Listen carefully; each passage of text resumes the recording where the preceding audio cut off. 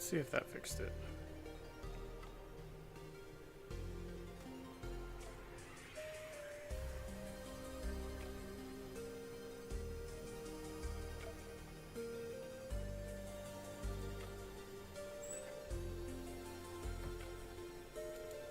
Maybe.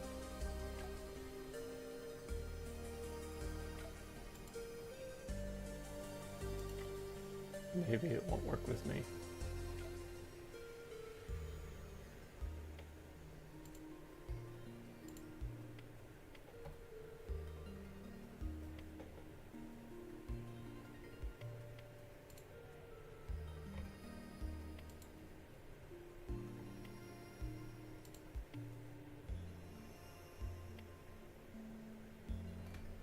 Interesting. Okay.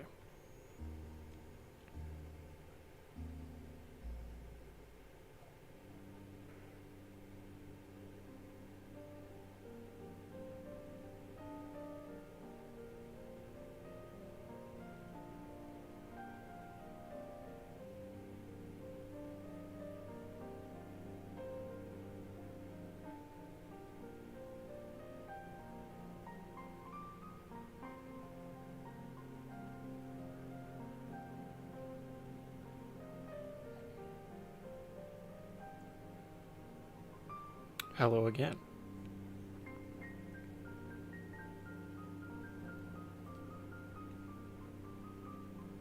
Hopefully that helped a little bit.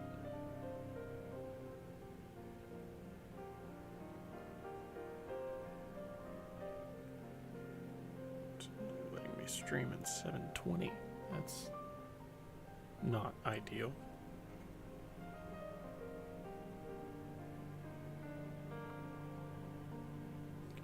I suppose that's what we're cursed with for this evening. I don't know what's going on. Normally I don't have that issue.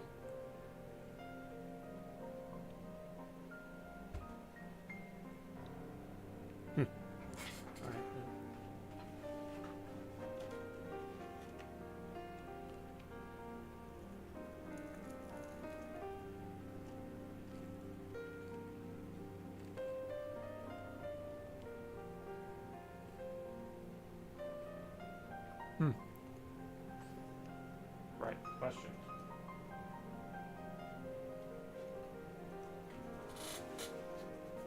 Alright. Sorry, my mouth is full.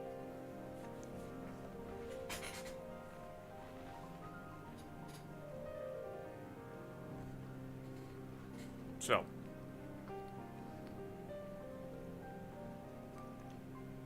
as always, my pile of shame is ever growing, and I always have things to paint.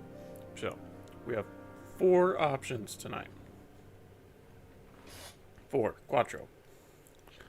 So, we can either start painting this Legionnaire,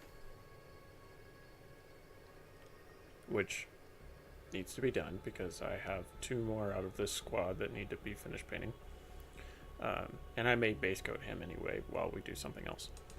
I have another Blade Guard veteran who needs to be started. I have another Terminator for one of my Chaos Warbands who needs to be painted. And also, I have this Gravis Captain, who is currently unassembled and needs to be assembled. And that's probably all I'm going to do with him tonight. But I kind of want to give him somewhat of a special base. I'm not sure what yet.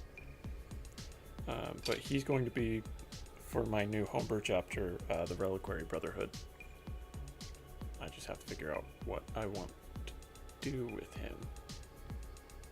So, those are our options. We can assemble him, start the Legionnaire, paint the Chaos Terminator, or paint the Blade Guard Veteran.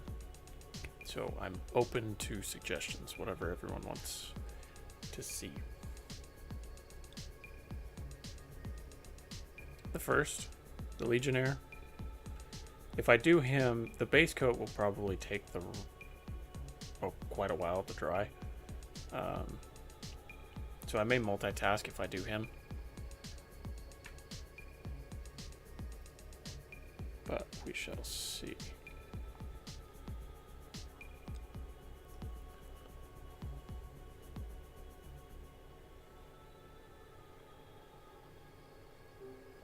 Sorry, I'm checking my stream quality.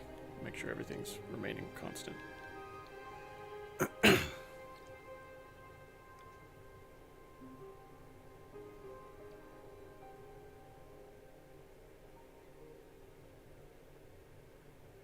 If I have better internet next time, I will attempt to take it up. Probably won't be tonight, though. All right.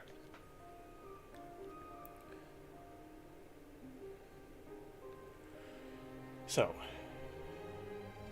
I guess the consensus is, since Not So Funny Guy is the only one saying anything, yeah, we'll base coat him, and if he dries, we'll probably dry brush him to get a little bit of slap chop. See how far that gets. So while he is drying, which of these three would you like me to do?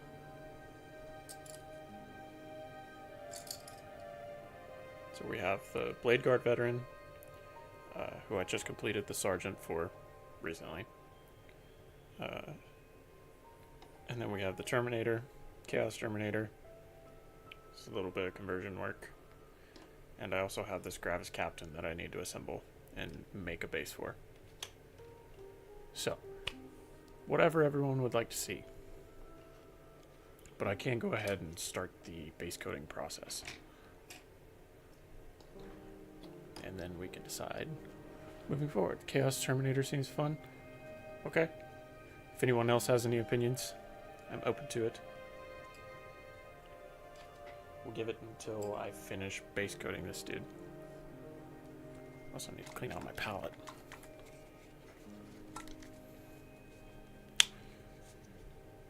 So,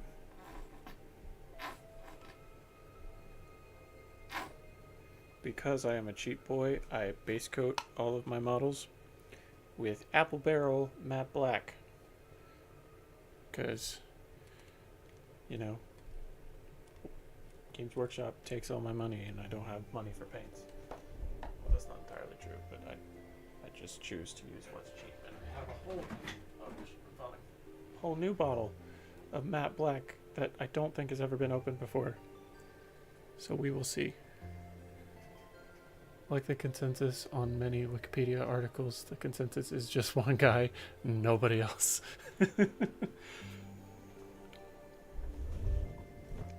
I feel. I understand. Alright. So let's begin base coating. Where's my handle? It's over here. Everything's falling.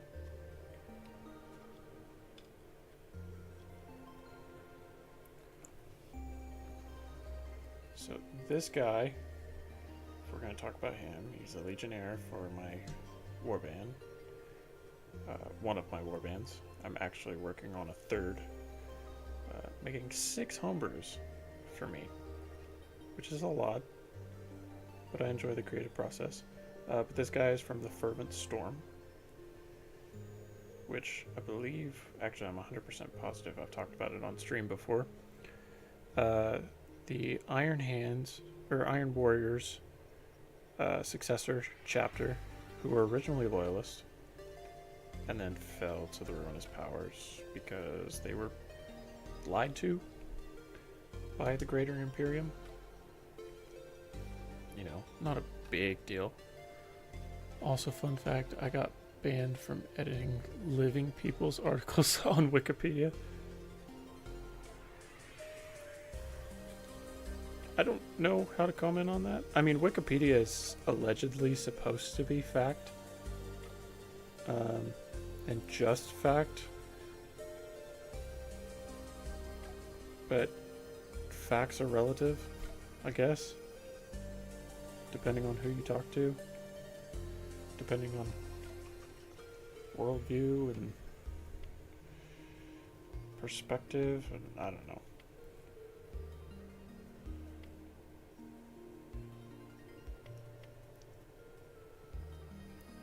I don't claim to have the knowledge and know how to edit people's Wikipedia articles. If I disagree with something, then I'm like, no. And then I just say the right answer in my head. It's usually how it goes.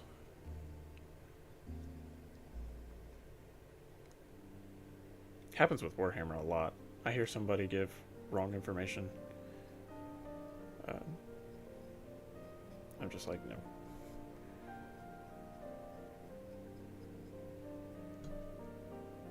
Like, someone's like, the Word Bearers are the Ultramarines of Chaos. And I'm like, no, that would be the Black Legion. Even though you do see Word Bearers a lot, especially in modern Warhammer media, I've noticed they're starting to make a comeback. I've been seeing significantly less Black Legion. That I've just been, I don't know. I mean, I get the appeal to Word Bearers, but I don't claim to be a Word Bearers fan by any means. Because they're holy people, and they love demons, and they love the gods. Unabashedly,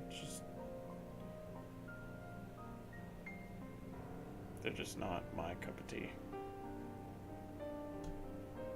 I mean, that's why I made these guys Iron Warriors. My great crime was that I removed the living people category from them, despite the fact that on the recent deaths page it was cited that they were dead. Well, you see, on the internet, that's a criminal offense because you were stating confirmed fact. I didn't cite said source in the article before removing it, but I shouldn't have to. That's fair, I suppose.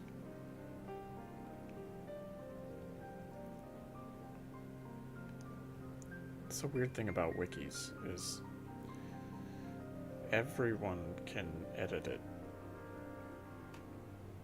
I don't know, that seems slightly unreliable in my opinion. Like, if there's one basis of facts, why do you give the entire world the ability to change it?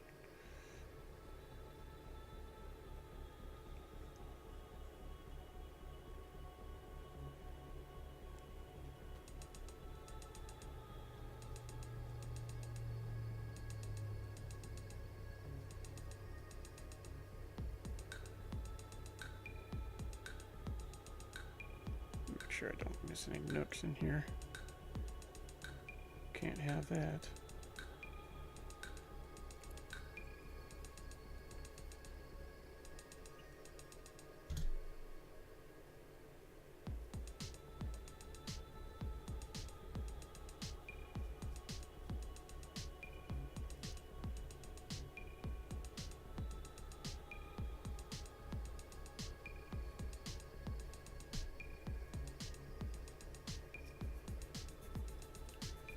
Base is probably going to take a couple coats. I recently got into the habit of priming my bases, so it takes less paint, but this is one of the unprimed ones.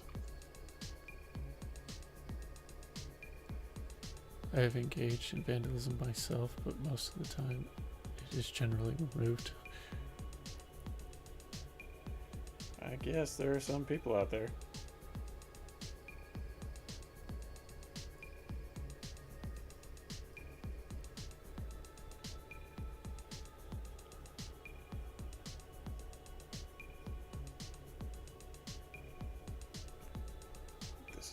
My infamous lava bases.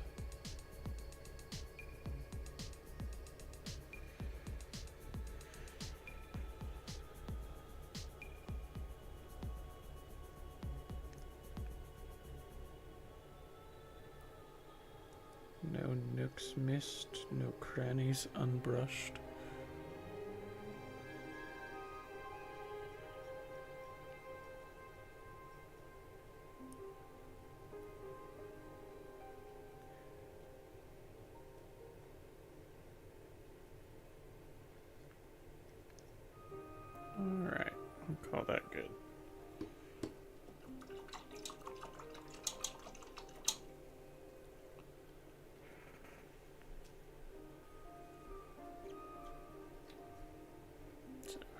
set over here.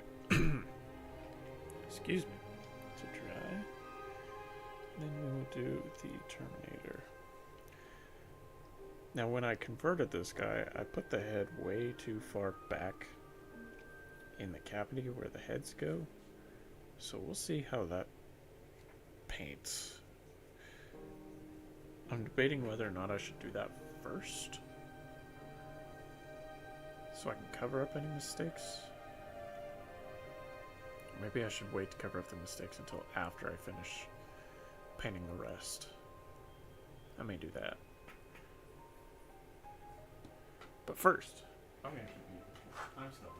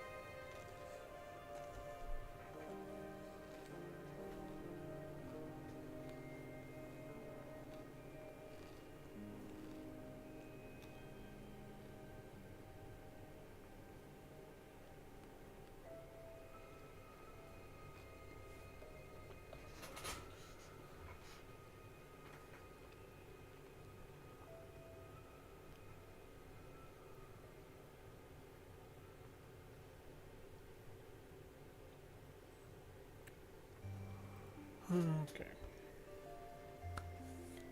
So, we will pull out our Luftwaffe uniform. And our intermediate green. Those are our two base colors. Out of all the Loyalist Legions, which one would you say is your favorite? Loyalists. Okay. Not favorite overall. They are definitely not Loyalist. So that brush has seen better days. Whoops. Alright, next brush. Use this one. That's alright. I don't take good care of my brushes. Favorite Loyalist Legion? That's a tough question. If I had to pull one out of my pocket, I would immediately say Blood Angels, but that's because I really like the Lamenters, and they are Blood Angels. And I'm making an entire chapter based off of the Lamenters. Let's see. I gotta go through them on my head. There's, let's see, First Legion. So, the Dark Angels. Not the Third Legion. Fourth Legion. No. Fifth Legion is... It's 5 Space Wolves? Or 6?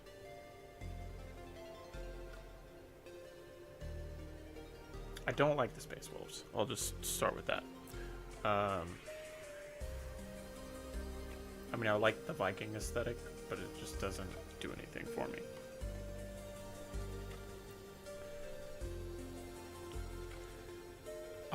Favorite Loyal Legion? That's really tough.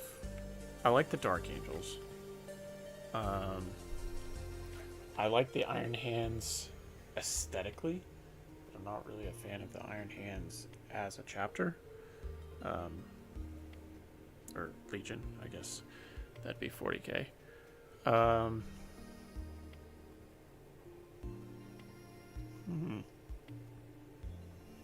You're stumping me here.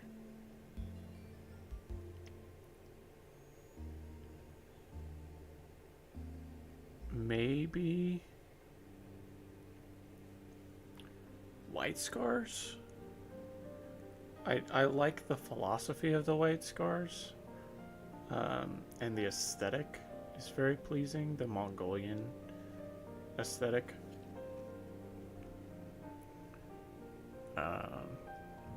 My new chapter, the Reliquary Brotherhood, they are White Scars.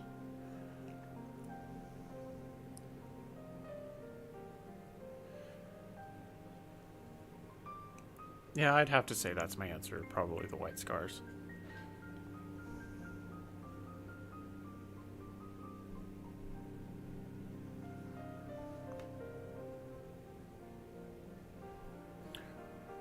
What about you? I can turn the question back around.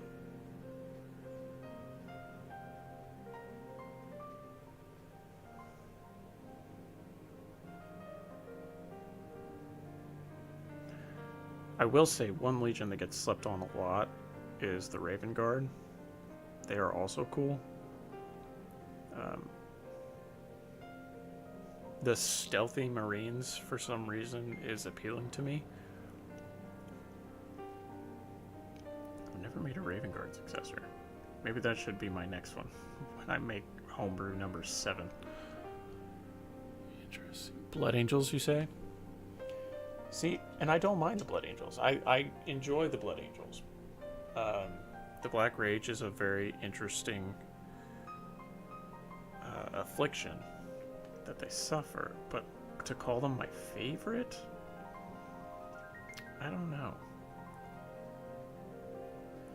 I find with a lot of Blood Angel successors that they are very one note. They all lean into the blood vampire aesthetic, which is fine. Don't get me wrong, that's a very cool aesthetic. But I like the Lamenters. I will. If you were to ask me what my favorite chapter is, I would say Lamenters in a heartbeat.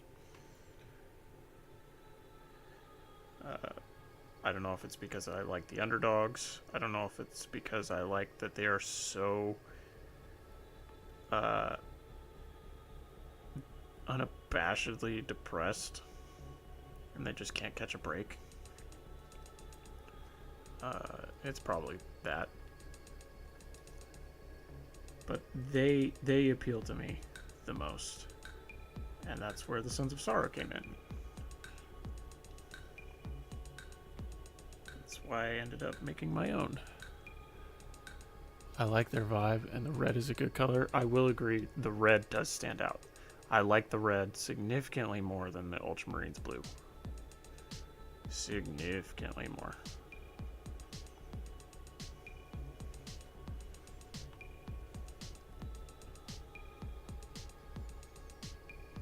Certainly a vibe. Just gonna put another code up here, just cause.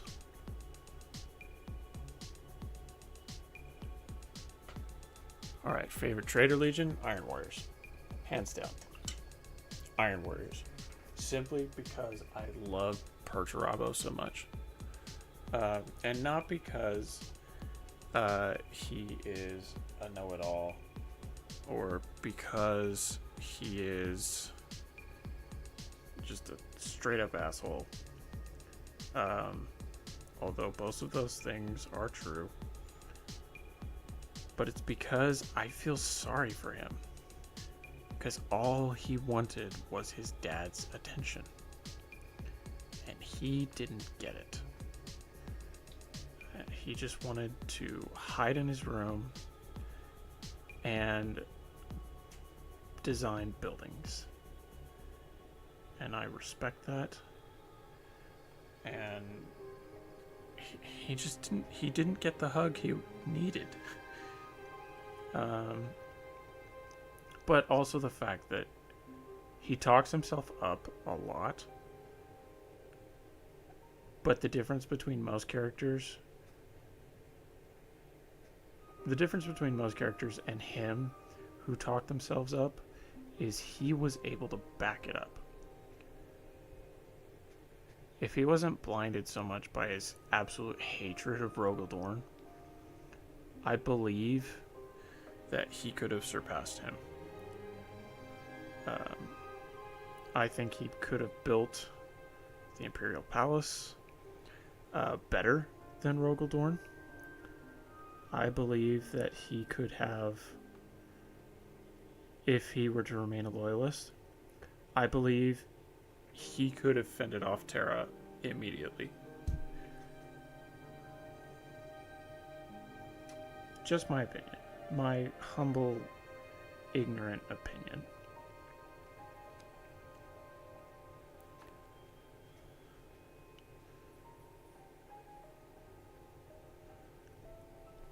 But people will disagree. They just don't like the fact that, he thinks he's smarter than everyone else. But he is actually smarter than everyone else, and he knows it. So, that is a hill I will die on.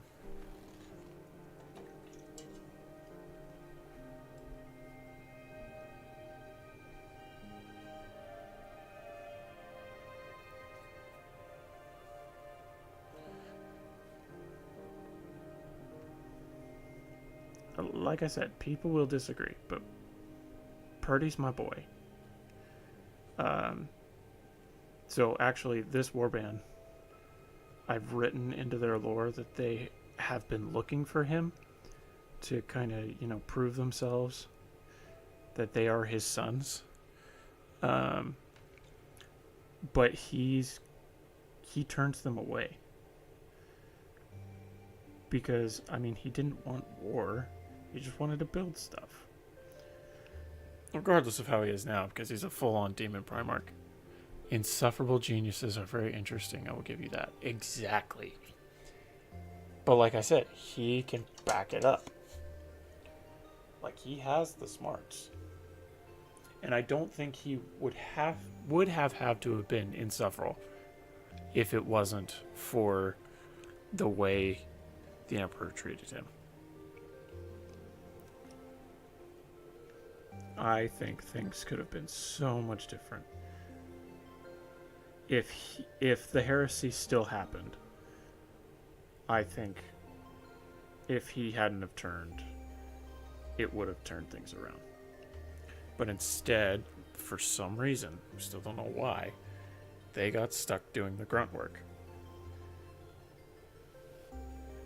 And his legion suffered because of it. As far as Iron Warriors characters, Hanzu's really the only one that I know. Like, I know there are more, but Hanzu is the only one that I ever hear talked about. And, he kind of created Warhammer X, the X-rated Warhammer. Anyways, it would be funny if there was a Blood Angel successor that had one of the various classic vampiric weaknesses, like sunlight, or garlic, or a stake through the heart. Did I read something somewhere that... I swear I've read something somewhere that a stake through the heart would actually do something to them.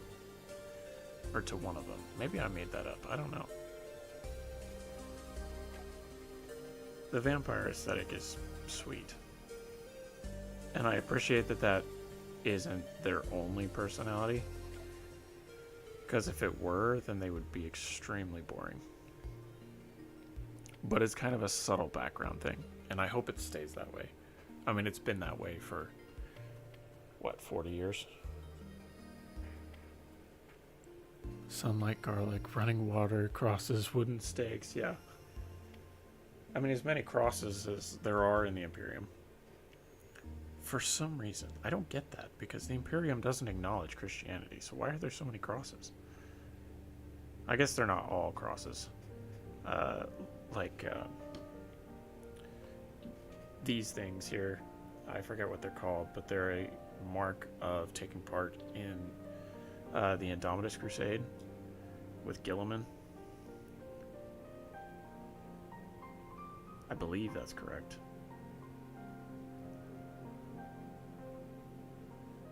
If you really want crosses, you got to get into Trench Crusade. Mirrors. That would be really sad, because Blood Angels wouldn't be able to look at themselves in the mirror, and they're rather attractive boys. And they don't try to be. They're not like Fulgrim. Fulgrim is just a tryhard.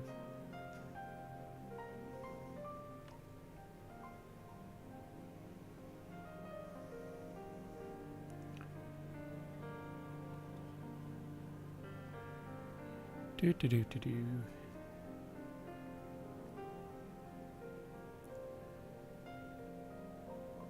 But yeah, these guys were turned away by Peter Turbo. And then they would go on to attempt to prove themselves by trying to conquer real space, or at least various sections within real space. And in my current lore, they are doing that rather well right now, because they're taking part in something that I call the Alperan War against the Sons of Sorrow, and also the Reliquary Brotherhood and the Terminus Knights, and so all of my homebrews at once. That'll probably change once I start working on this new Chaos faction, Chaos Warband that I'm working on. They will probably be in another location, because I haven't really ventured outside of the location that I'm writing. With my writing, anyway. Especially if it... and now they would get around. Said weaknesses would be interesting. Especially if it was all opposing, like sunlight. Yeah, that would be a problem, because you're surrounded by stars, and they all produce solar radiation.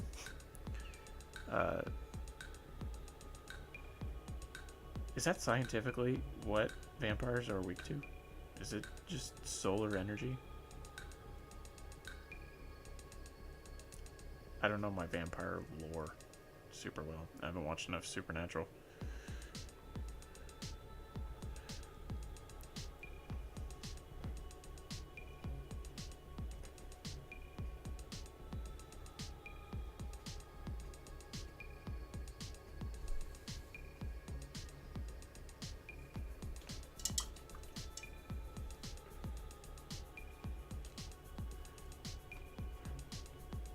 What about everyone else? I see we have some other people lurking. Do we have any other favorite chapters or legions? And if so, why?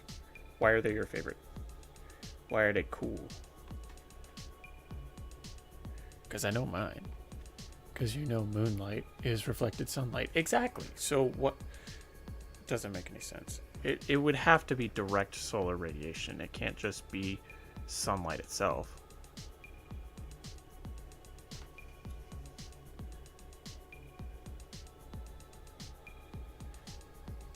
Because, I mean, light is light. It all comes from light sources. And you don't see them shying away from fires and stuff like that. I don't know. It's an interesting query. That would be kind of funny if you had a cursed founding chapter who was also Blood Angels, like the Lamenters. And they were like, we made them super strong and super tough, and they don't have the Black Rage, but they can't go outside.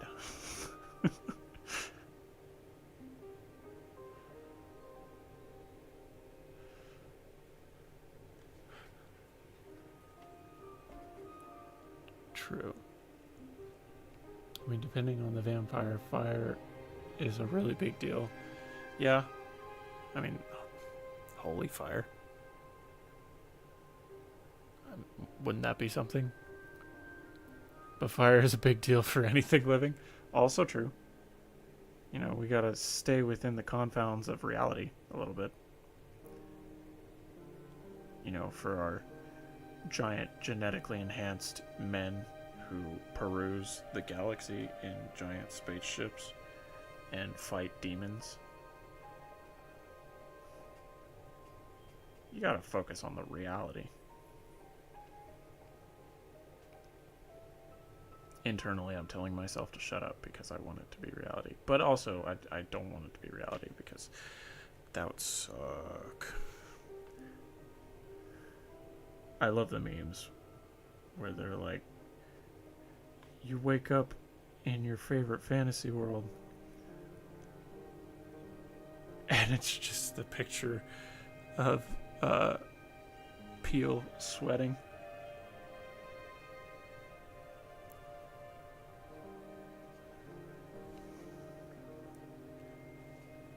because, 40k sucks.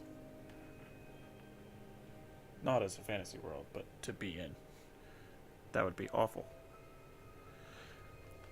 I don't want that in my life. I just want to write stories and paint models. I'm fine with that.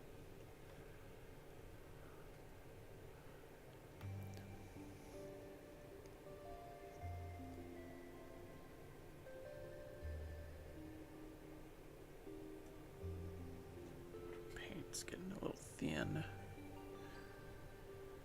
Swoosh it a bit.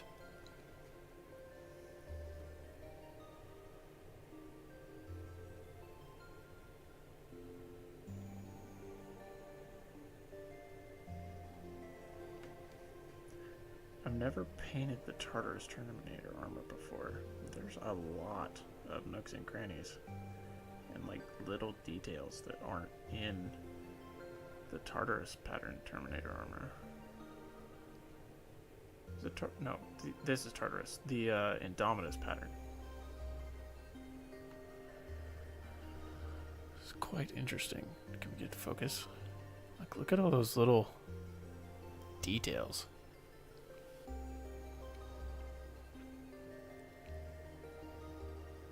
I approve.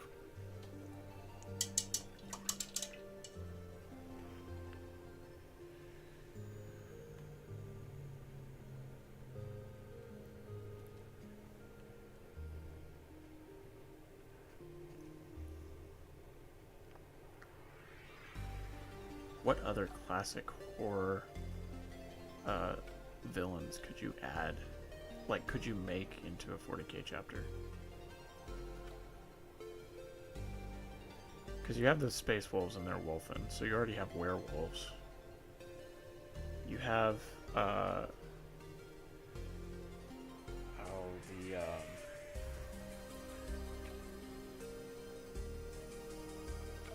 the Legion of the Damned. They're technically Ghost Rider is. Actually, Ghost Rider is not a classic horror villain. I don't know who else you would have though. I mean, Ferrus Manus could be the Headless Horseman. But shh. That wasn't funny. Nobody laugh at that.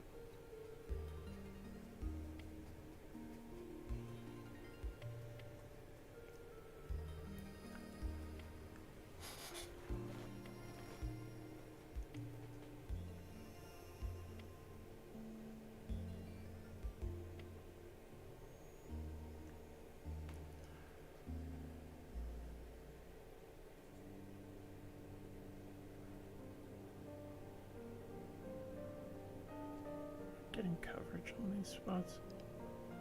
Doesn't matter, I'll be going over it with Null Oil anyway. Pretty sure the Invisible Man is already an Imperial Governor. Is that you being for real, or is that satire? Because that would be really funny if they were like, oh yeah, the Governor, there's just nobody there, it's just a vacant office.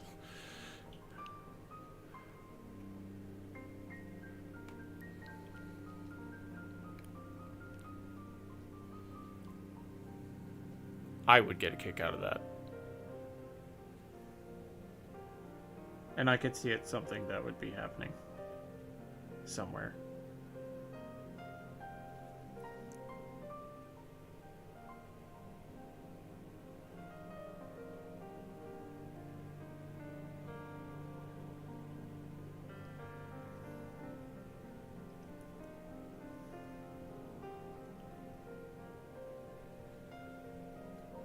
Satire.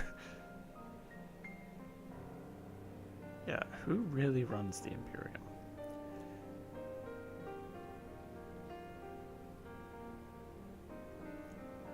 Because you have the Administratum, which claims to run the Imperium, the High Lords of Terra. But what are they actually doing?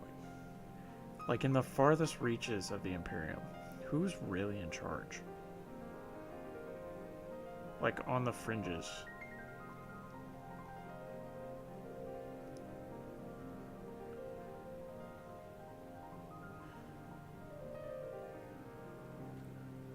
the Moon Angels, founded during the 21st founding, the cursed founding, the Moon Angels' homeworld is like Nostromo, the former homeworld of the Night Lords, forever in darkness. Are they all albino? Because I know the Night Lords are pale, but are they like actually albino? So if they step outside, they'll just immediately, their skin will just boil off.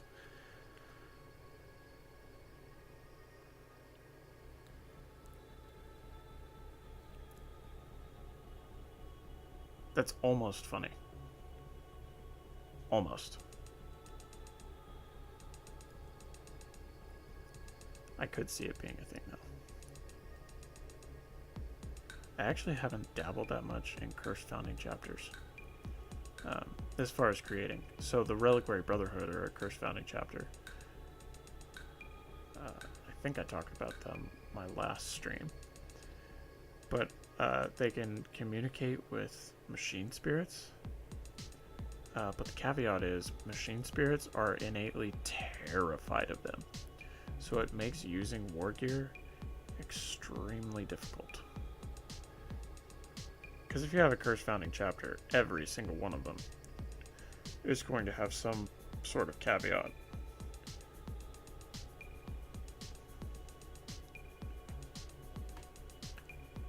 Moon Angels.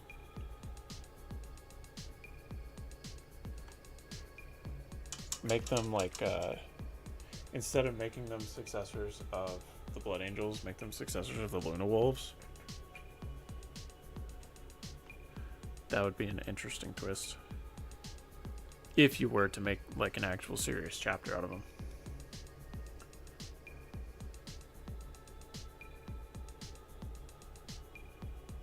I wouldn't, because I'm kind of a stickler for my quote-unquote serious lore. Even though it's Warhammer and absolutely nothing in Warhammer lore is serious. But I like lore. I'm one of those people who likes lore when it takes itself seriously. And then if something ridiculous happens in the lore, they're either totally okay with it or they're like heresy and they burn it.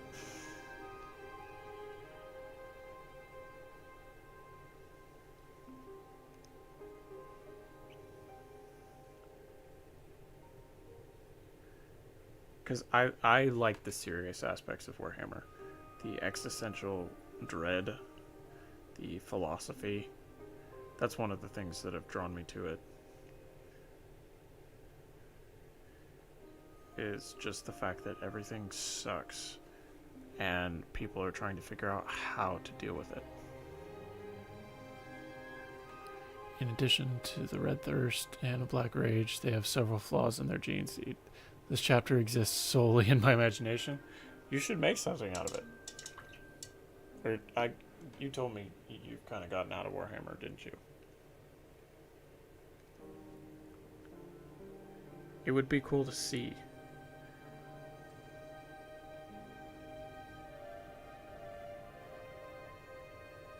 It would be interesting to see how they overcome the fact that they can't function anywhere there is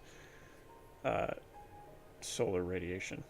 I'm trying to see if I've gotten every nook and cranny for this. I'll be going over it with null oil, so a lot of it will blend in.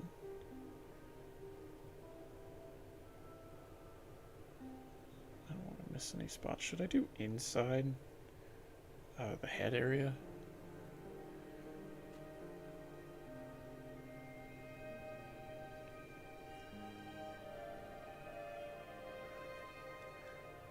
I'll do that, and then maybe attempt to paint the head. It's going to be a very rough paint job to paint the head because it's so contained. I should have left it out just on a sub-assembly, but it's fine. Direct sunlight upon their skin results in either catching on fire. So like what are they? The Flame Falcons? Weren't they the chapter who spontaneously combusted into warp fire?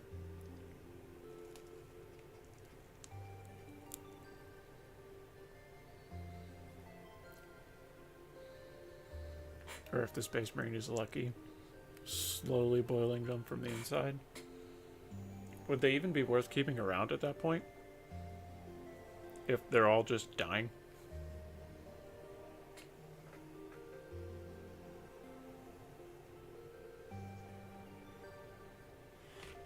Sorry, that's the logical part of my Warhammer brain.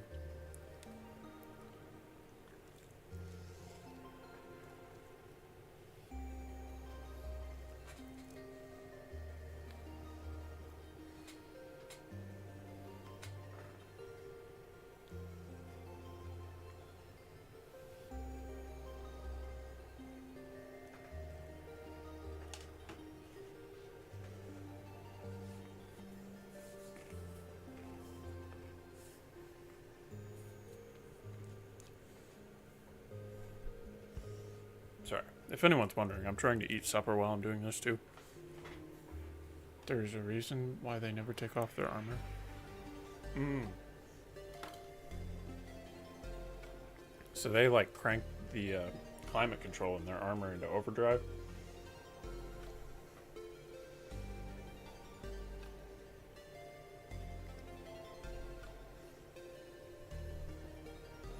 Their armor is always on, it is never off unless the room is in complete darkness. So it does apply with every aspect of light.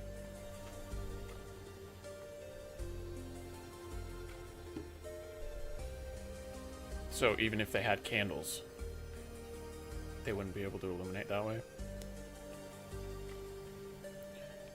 What if their HUD display, that's redundant, what if their HUD projects light onto their eye holes? Then what? Oh wait, I was gonna do the head. I should probably do that first.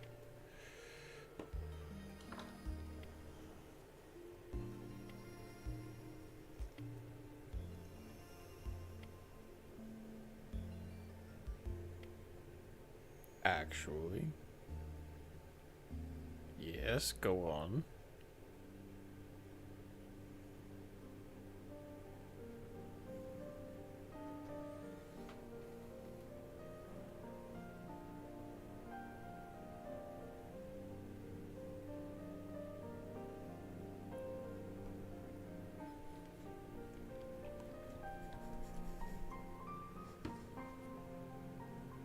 Wait, what am I doing? These guys are half salamanders, so their skin is black. Totally forgot about that. So all I have to do is... Actually, I should probably do some highlights. If I can with this brush. I think I misspoke. Sunlight, because of the solar radiation, is bad. They're super paranoid about light in general, so they just don't have light. Period. Double up on some of this color here. Should probably be a darker gray, shouldn't it? Yeah, we'll use a darker gray. The chapter cult proclaims that sunlight, and possibly light in general, was created by chaos and it is evil because they literally die from it. That's kind of funny. So how would they react to the Emperor's light?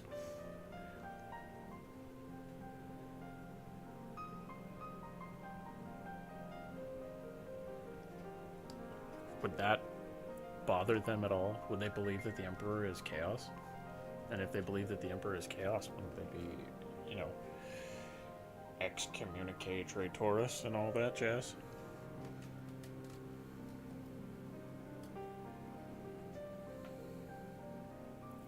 Sorry, am I getting too technical? I'm probably getting too technical and everyone's like, just shut up.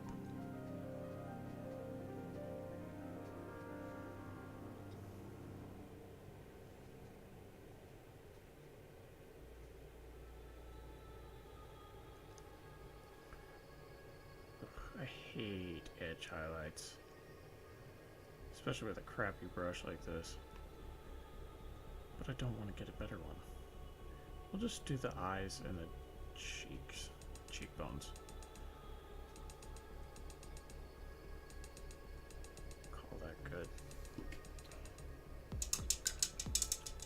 I guess his eyes should be red, shouldn't they? Emperor's light good? The only light that is good? Probably, but I like your questions.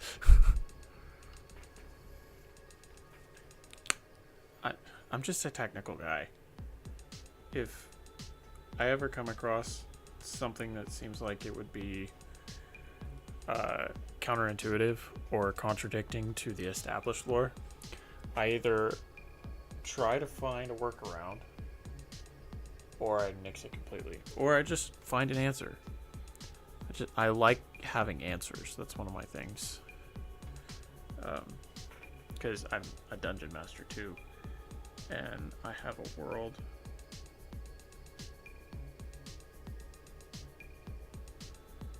I have a world that I've been working on for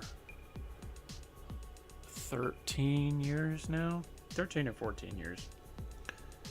And I like to have an answer for every question that I ever get asked. So Dungeons and Dragons is a great world building tool. Those eyes don't look bad. I mean, they're red glowy eyes from the salamanders. We can call that good. And I also like helping other people who are creatives, who are actually trying to create something. So I'll think of questions like that to ask them on how to make things more believable. Because I'm also where was I going with that?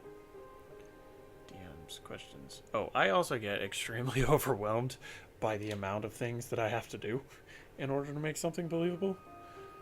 So it changes things. Other weaknesses. Silver, garlic, if it even still exists. They only drink stale water because running water makes them vomit. Now that's interesting. So if I were to build upon that, I would say that if they only drink stale water, well, who loves stagnation other than Nurgle? So what if they all, or if a portion of them, fell to Nurgle because they drank bad water? That would be an interesting twist. And then they have a whole civil war inside their chapter because half of them fell to Nurgle.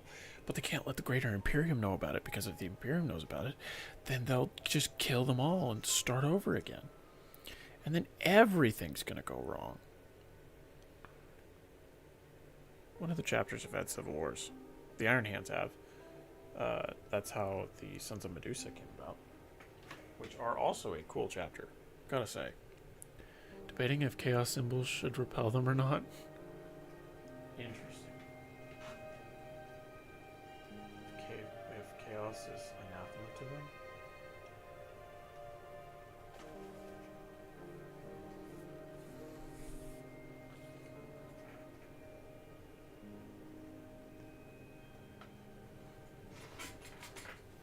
What if that were a part of their curse?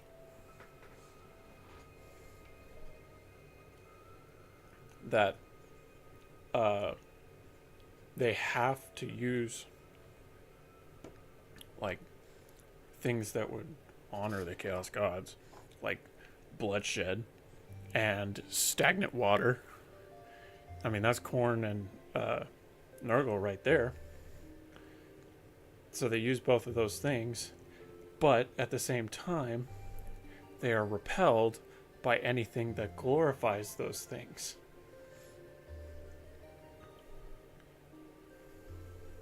So what if they have like an innate resistance to chaos?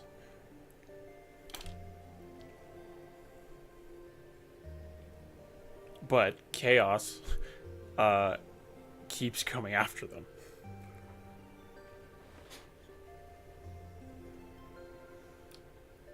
That kind of sounds cool.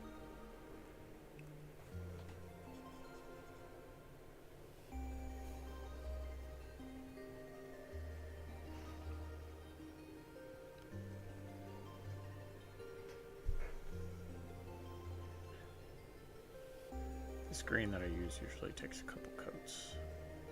So we may be here for a minute.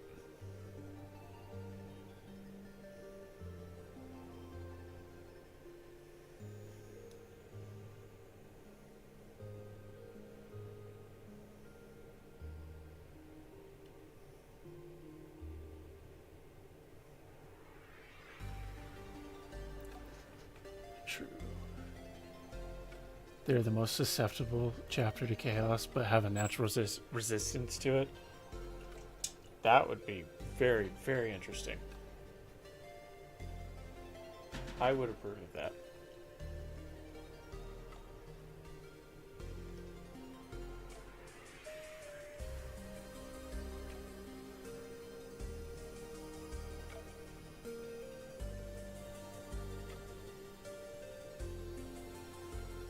This would be a chapter that I would read about. Not gonna lie. Even though it is a little silly. And there are silly things in Warhammer, don't get me wrong. Like, I'm not gonna be a hypocrite about not really liking silly stuff in Warhammer. Because you're gonna find it everywhere. But it's not over the top silly. Like, you see those guys who make just the meme chapters with the most awkward color schemes and like give them a real world theme.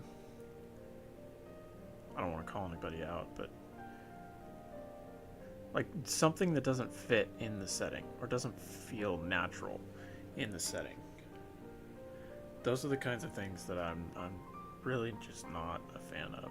But that's also because I take it so seriously, and I want to take the lore so seriously. Like I said, I don't mind things being silly, but I want it to at least make sense. Is that understandable? What other vampiric weaknesses can I throw at them? What are other vampiric weaknesses? Isn't there something about putting them in a pine box? Isn't that like something that they can escape from? I don't know, I'm just kind of guessing. I've never actually finished Supernatural. And I've never seen Van Helsing. So I can't really speak on that either.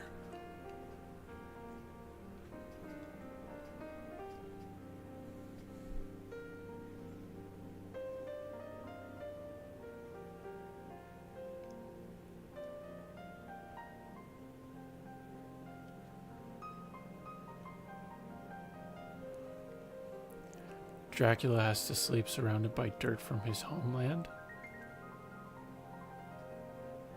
Okay, so they have to haul around dirt from their home planet in order to rest, quote unquote.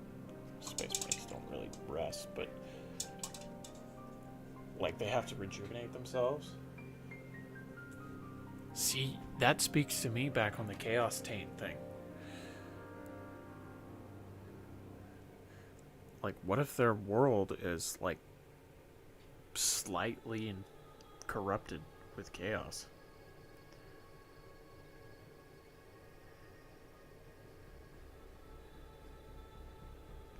And they have to have it in order to quote unquote survive. But then that wouldn't make sense if they're repelled by it.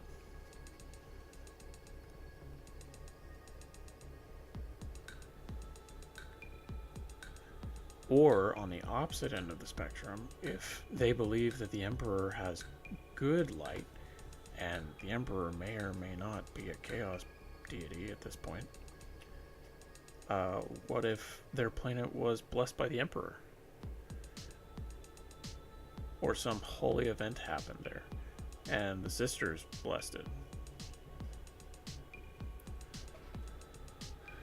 Even before the schism, the chapter only had about 800 Marines. Now it has about 250.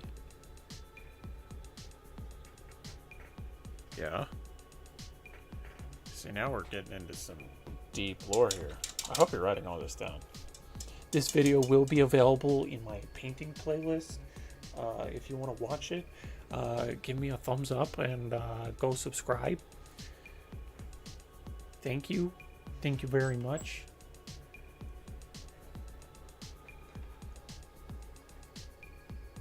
That was my only self-show for this whole stream. Maybe. We'll see.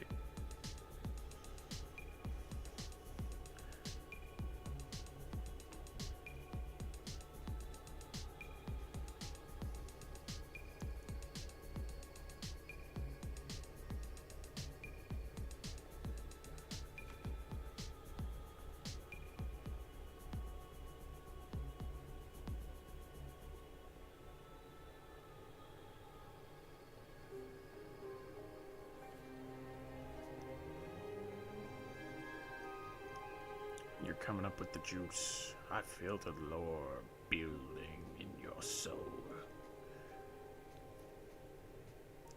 I'm not making it weird. You're making it weird.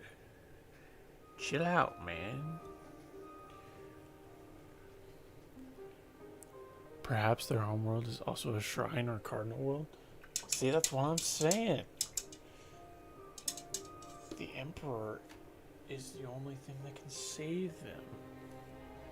See, now I feel like they need to be Night Lord successors. But I think we're on a good track. I like it.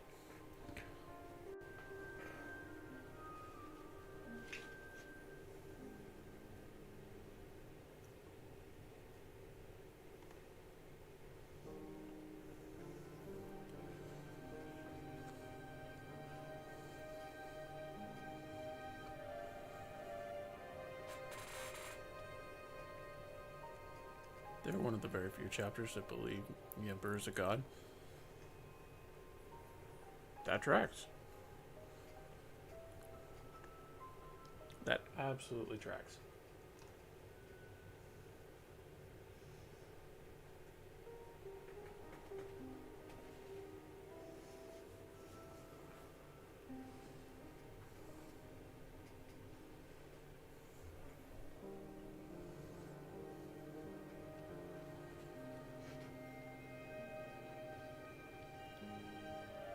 They want to believe that through all their suffering, all their weakness, that the God Emperor will save them. Yeah. I like it. It sounds similar to something that I did with the Terminus Knights in their original lore. I've revised it since then. Because originally I didn't have them believing that he was a god. And now they do. Because I kind of wanted them to have a good relationship with the Ecclesiarchy and the Sisters of Battle, who absolutely believe that the Emperor is a god.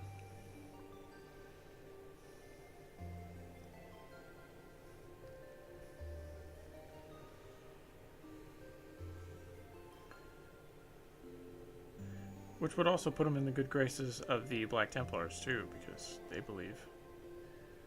They vehemently believe. The God Emperor gives them his toughest battles because they are his strongest soldiers. They are Space Marines. They are the strongest.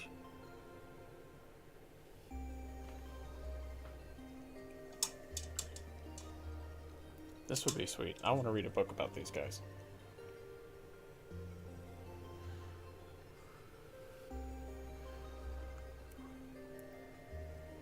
They are not on good terms with Black Templars? Okay, now why is that? What did they do to make Big Daddy Hellbrick mad?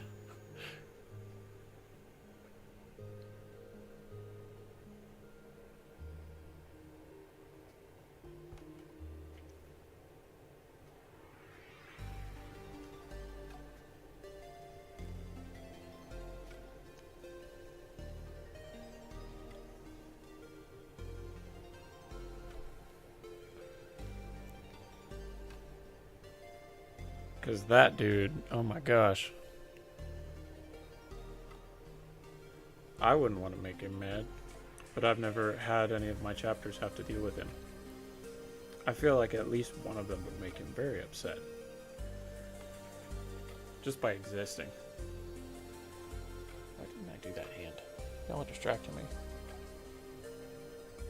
Look at all their weaknesses. I mean, true. Unless you make all of their encounters with the Black Templars be in absolute darkness. And then they turn the lights on. And everyone around them's just dead. And they're like, how'd that happen? And we're like, we did it.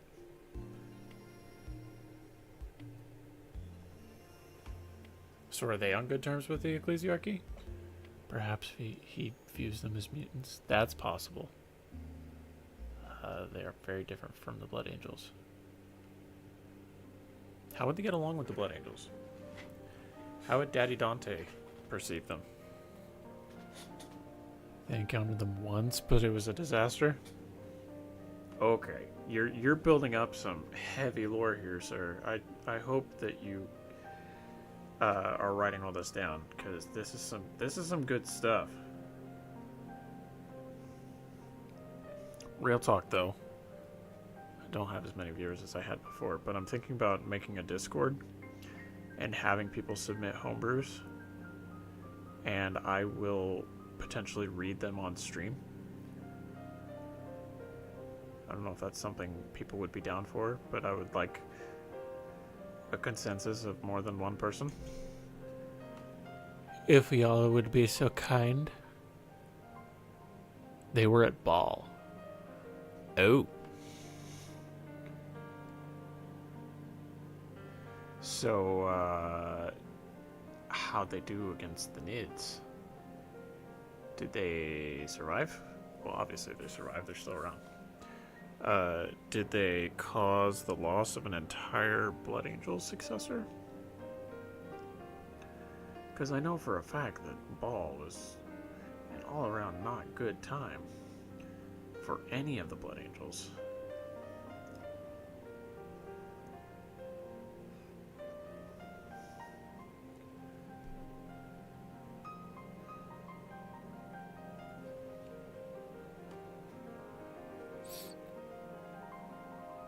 I would be down for it.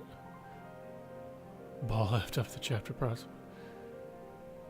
The reason they were at 250 Marines after getting Primaris reinforcements is because of Ball. So they were totally wiped out, and then they got Primaris. So they were in the process of being wiped out, and Gilliman's like, I'll give these guys some Primaris reinforcements. And then he shows up, and he's like, hey guys, I brought your... What happened? So it'd be like the Soul Drinkers, who were entirely refounded during the Ultima founding.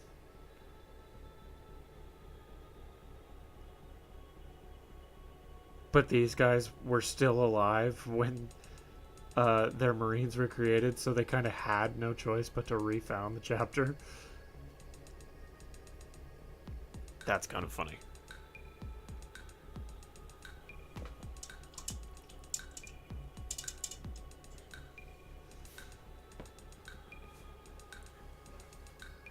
Yeah, I think it would be a cool idea to make the Discord and have people submit homebrews, because I will read them on stream. Or at least that would be my goal. Or I would keep painting, because all of my free time is spent painting. And I have a lot of painting. Like a lot. Not that I'm complaining, because I love painting.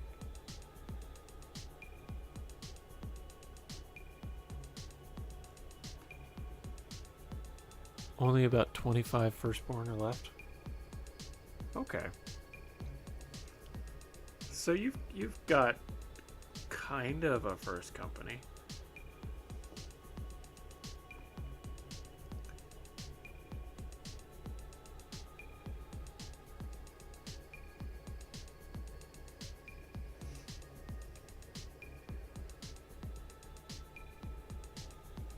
All right, so I suppose we will attempt it. I will create a Discord. Don't really want to moderate it because I don't really have time for that. But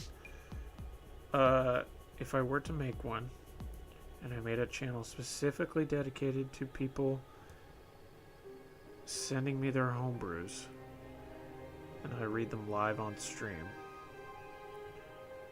and then give my thoughts, critiques, and things that I like about them. We'd all be down for that. That'd be cool. That'd be Gucci.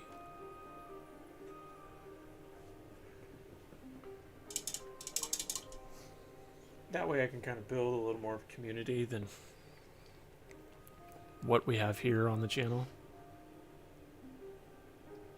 Not that I'm complaining, but every time I stream, the channel has been slowly growing. And I've noticed an influx in YouTube pushing people making homebrew content. Or maybe that's just my algorithm, because I like to see a lot of people's homebrew. That is possible.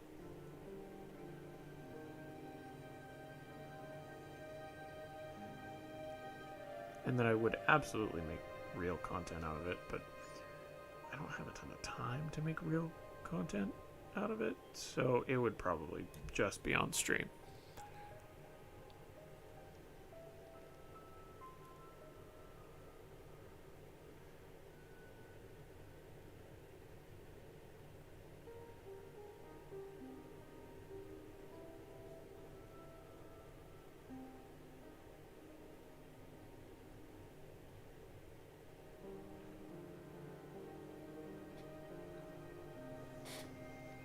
Probably help if this guy was on camera, wouldn't it?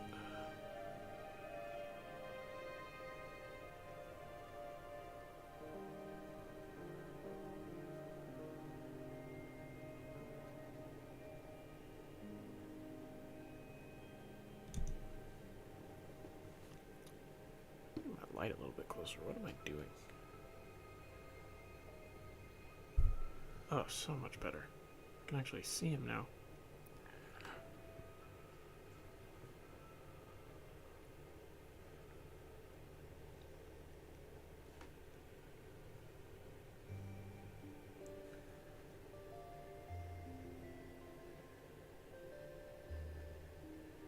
Yeah, they're triggering my ADHD, and it's making me miss spots.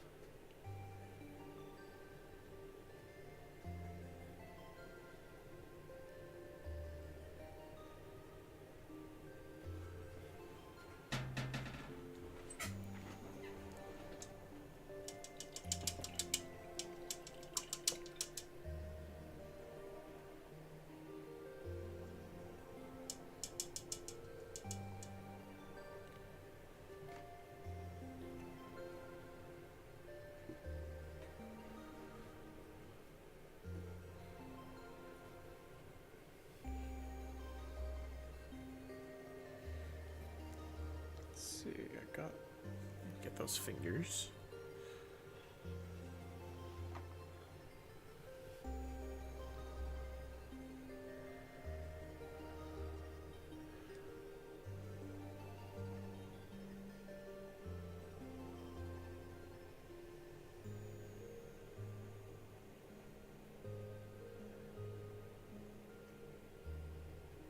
And once those are done, we can come in with the second coat.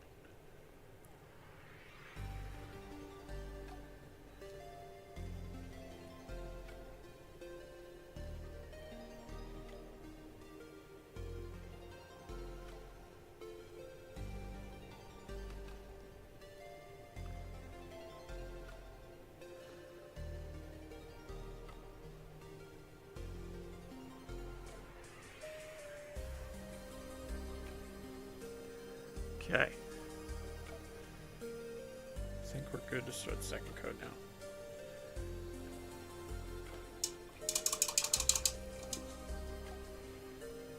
So,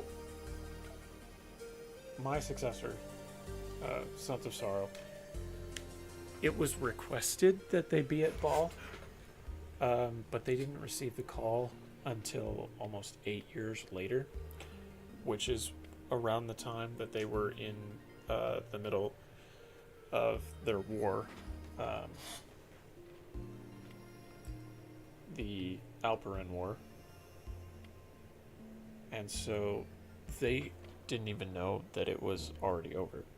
So they went ahead and sent 2 or 3 companies to go assist while they were in the middle of this war. We're going to go ahead and finish painting this base too before we start the second coat on the arms.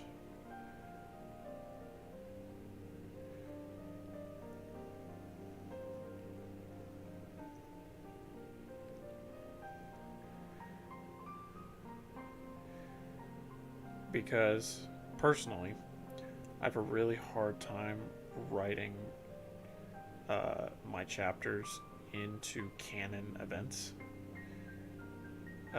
because I don't want to take anything away from the event. So the devastation of Baal, it's a prime example of me not wanting to screw up the narrative with my own stuff. So I just don't do it. I just say they were busy. Or like the Indominus Crusade. I don't even know where to begin to put one of my chapters in the Indominus Crusade.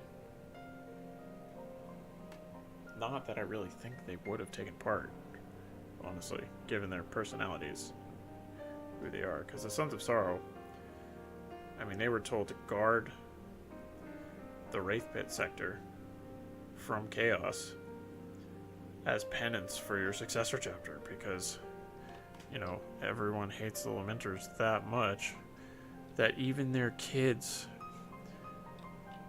would have to reap their consequences.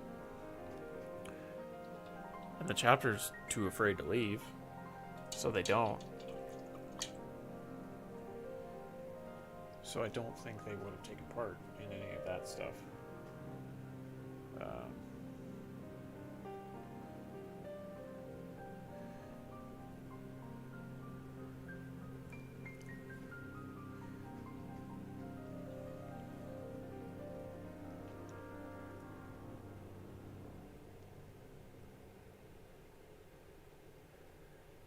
Okay. I'm also going to attempt a glow effect on this mace, but I'm not sure how I'm going to do it yet. Because it's going to be, what's the word I'm looking for? Thermal. So it's going to be a fire mace, because all the other power melee weapons in my army are thermal based. So I've got the glow, but I wasn't really happy with the power sword I did, so I'm gonna see if I can find another method to try with this one. But I'm not entirely sure what.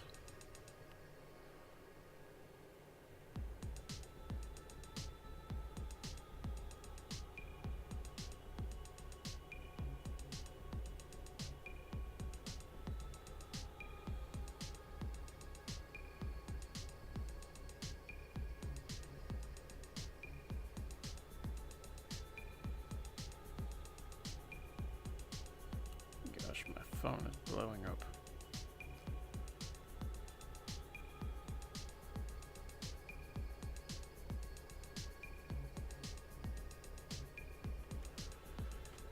Okay.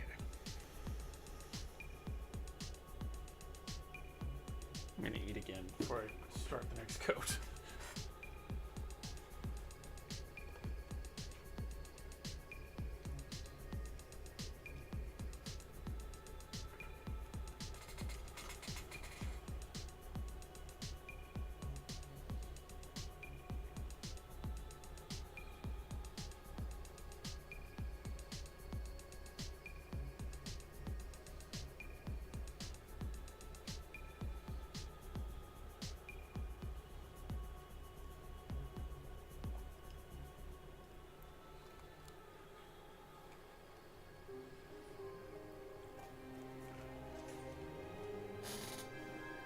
I don't think you guys want to hear my disgusting chomping.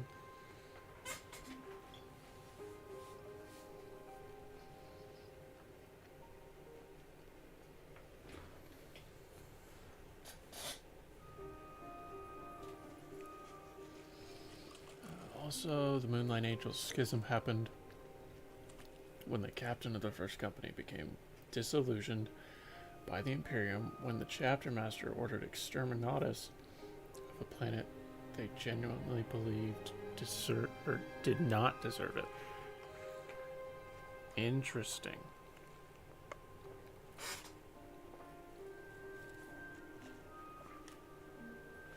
So they've got some internal conflict. So the results of that were what exactly?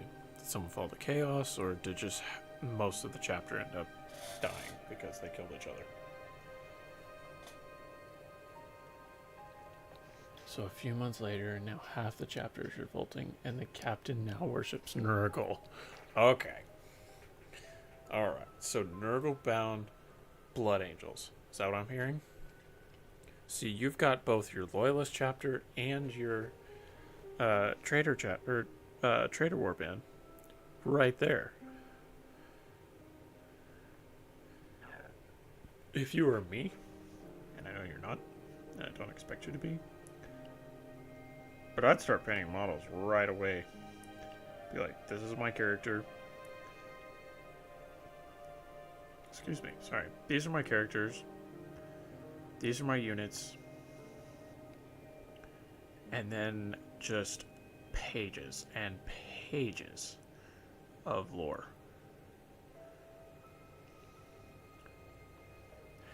If it's cool with everyone, by next stream, kind of judging on how this is going, we will have a Discord. And I will have people submit their homebrews throughout the week.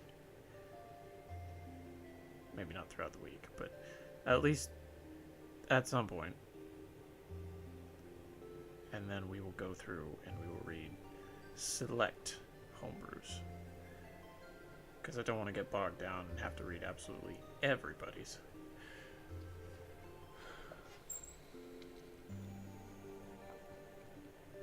I don't have the money for models. I write lore. That's what I do. Good enough. Good enough.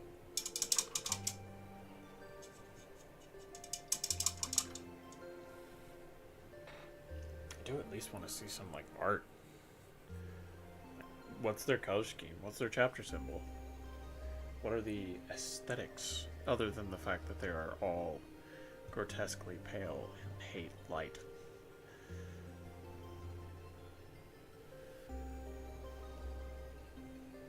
And I want to see the Loyalist and the Traitor, or the Chaos.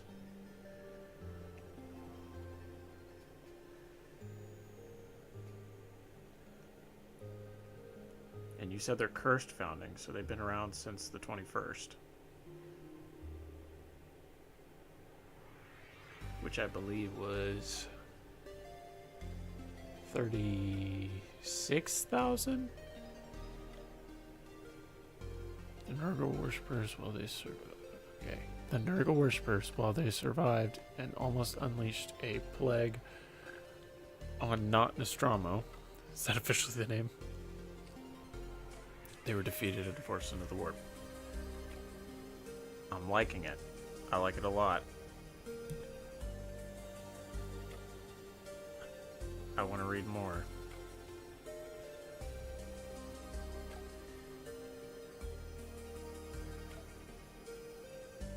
I keep saying this about every stream, but I always think it'd be cool to have just a small group, just of friends who are equally into lore writing for 40k, which are very hard to come by, not gonna lie. But just a small group, and then just writing homebrew lore collaboratively. So everyone contributing to each other's lore because of their personal homebrews.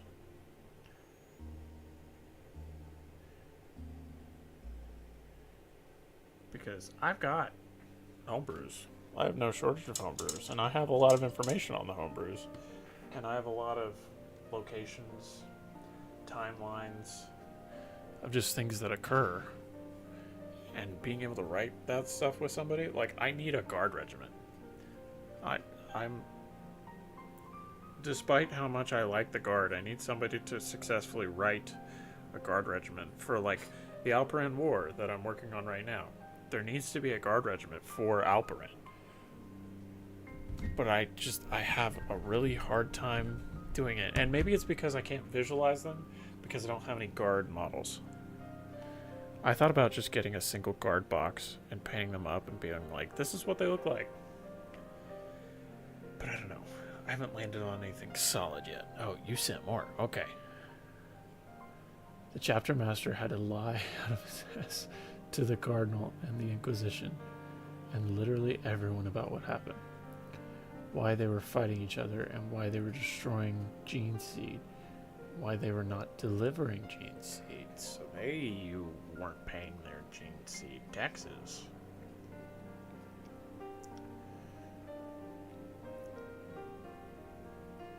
Okay.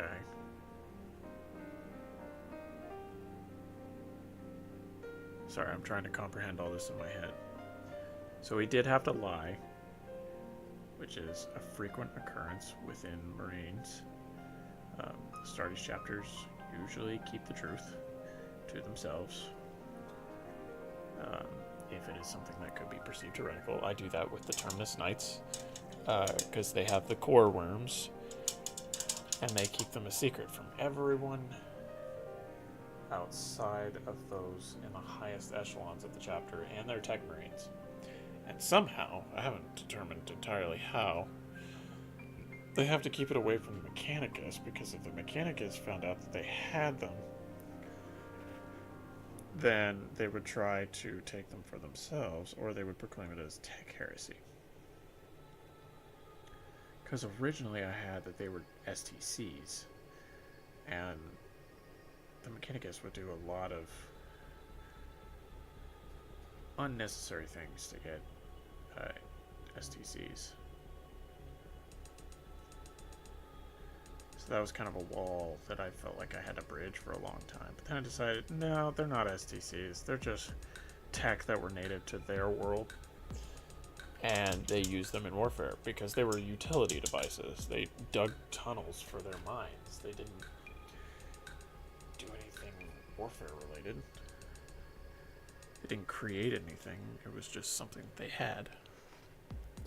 He really didn't want to lie, but he had to, or else the entire chapter would be forced to betray the Imperium. Would you allow a chapter with a Gene Seed if they had a civil war involving chaos? Probably not. Again, it takes me back to the chapters who had civil wars amongst themselves. Like the Iron Hands, their civil war was just about not liking the way things were run within the chapter. And then more chapters were created out of that. They weren't declared traitors or anything. I swear, I've seen other instances of chapters having to purge. Oh, well, duh, the Dark Angels. Yadoy. They gotta be. They keep everything secret. Or at least they did. Since the Lion's back now, he's kind of changed things a lot.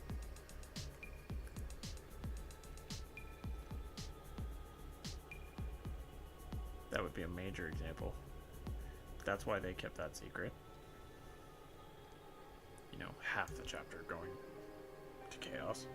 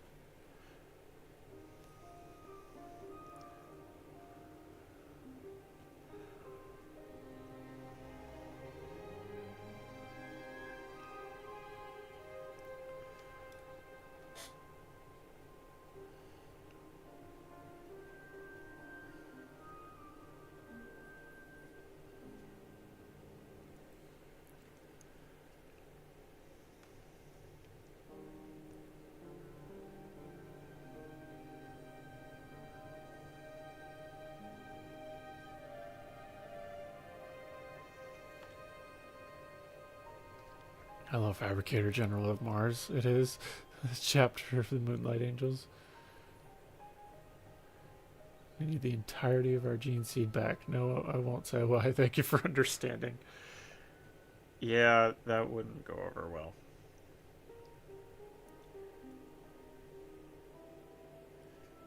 I see that being a major issue.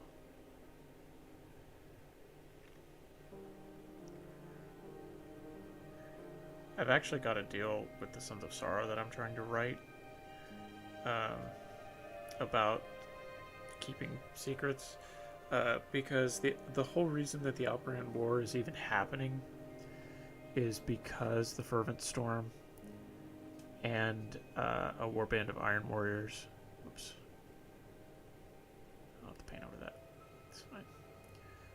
And the warband of Iron Warriors have been fortifying this entire system right under the chapter's nose.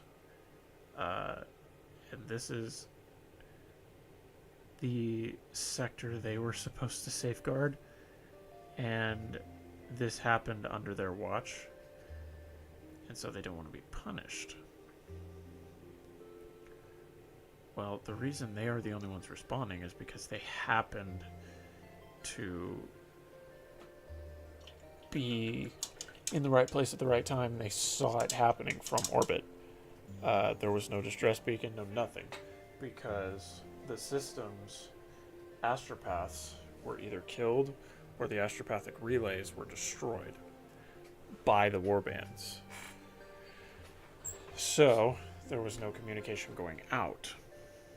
So the guard, the leadership of the guard, who I haven't established because I haven't written any guard, wanted to send out physical messengers, like send a ship through the warp to go and get help instead of sending a message. But the Sons of Sorrow couldn't allow that to happen. So their flagship absolutely obliterated the vessel that was going to go take a call for help. So yeah, they don't exactly have a clean slate. I'm just trying to figure out how to write that in a tasteful way and still make you like them. The Moonlight Angels would envy the Sons of Sorrow, or literally any Blood Angel successor chapter. Interesting. Now, why is that? Because the Sons of Sorrow, as far as they see it, their life sucks because they're eternally being punished. Like, their existence is punishment for the Lamenters.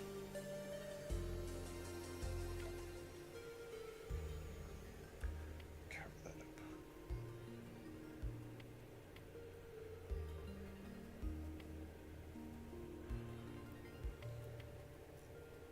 But that's also because they have a limited perspective.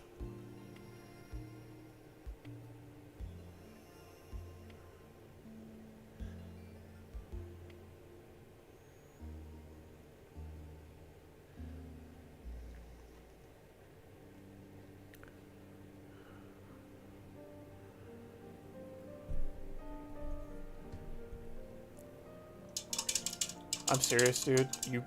They probably would view as a lesser punishment compared to being killed slowly or slowly killed by sunlight.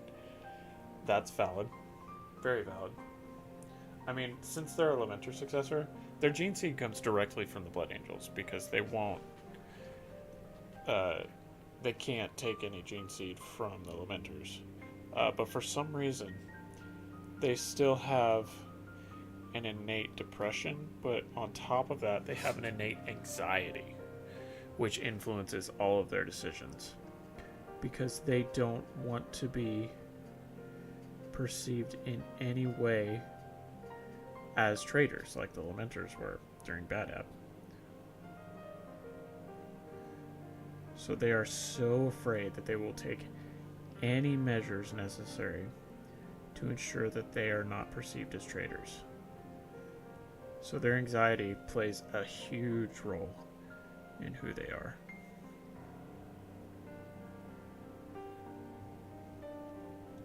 And it's like an unnatural anxiety, just like the Lamenter's luck and or depression.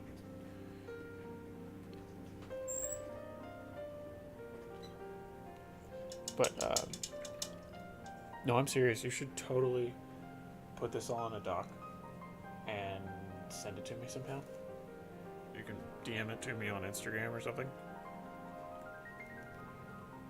Because I will absolutely read it. I won't make the Discord right now because it'll require some setup. But it will be on at some point. Hopefully by next stream, which will be next Tuesday, ideally. Try to keep it on a regular weekly schedule. It's been something I've been trying to figure out with my real life. But yeah, if you put this all in a doc and send it to me, I will totally read it. And then we can work on it collaboratively.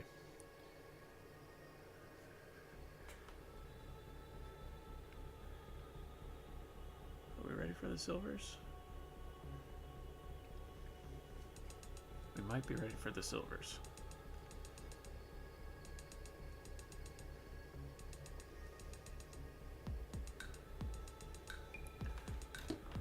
It's time to eat and drink some more first.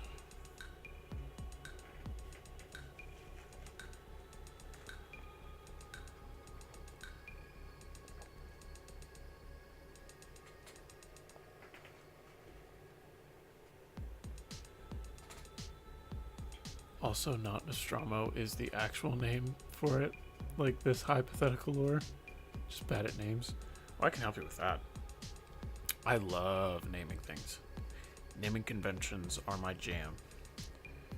Just pulling things out and naming them.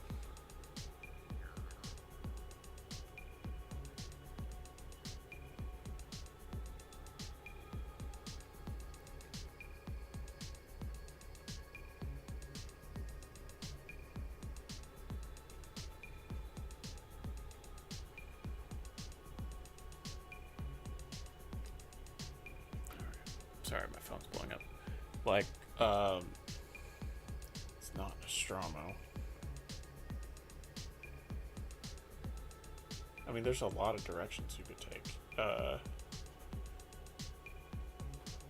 Like, Latin naming conventions, or just coming up with something completely random, or finding a way to harken it back to Nostromo.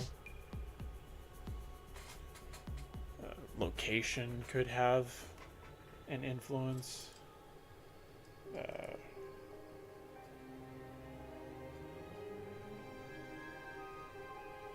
Stuff like that. Half tempted to name it after Transylvania. I mean, you could. GW names stuff after real life stuff all the time. Like an actual planet named Birmingham. Oh, sorry. Birmingham. Tapping my inner Brit, even though there's not a British bone in my body.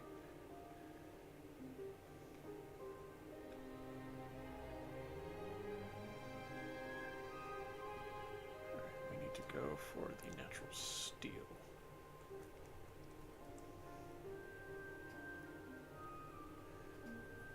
Should probably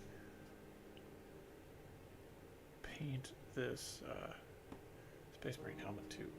Now, here's a question. What chapter should I paint this helmet as?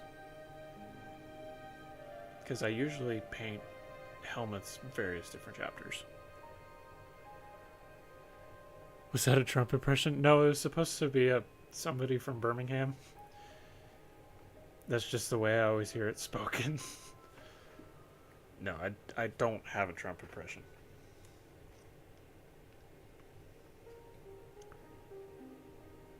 Because I have Blood Angels, I have Blueberries, I have Imperial Fists, I have a Flesh...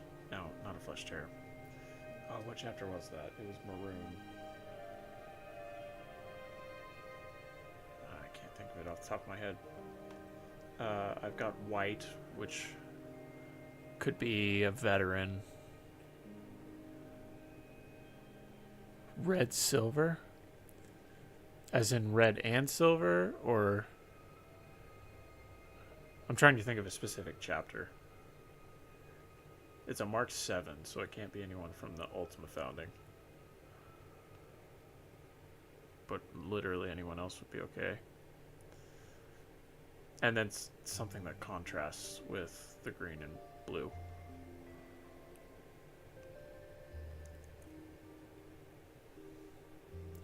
Tis quite the query. I'll go get my others and show you what I have.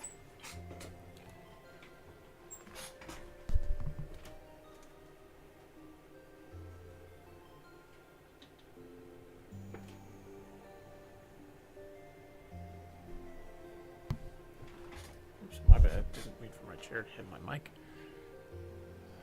I don't know if red silver is taken by something, but it might be the Moonlight Angels. Has that color scheme? That would be cool. That would be really cool. Like a bright red with silver accents. Like not word bearers. Word bearers are like a less saturated red.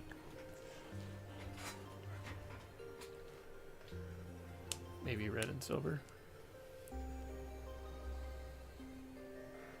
That would be neat. So this dude has a blood angel.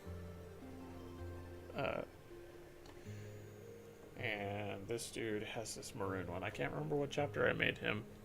It's not really maroon, but it's darker than the blood angel one. They could both be blood angels. Or this one could be a sergeant from a Codex Template chapter, and then this one could be a blood angel. I don't know. And then I have the white, which looks like a veteran. Or it could be, oh, I don't know, from the White Scars.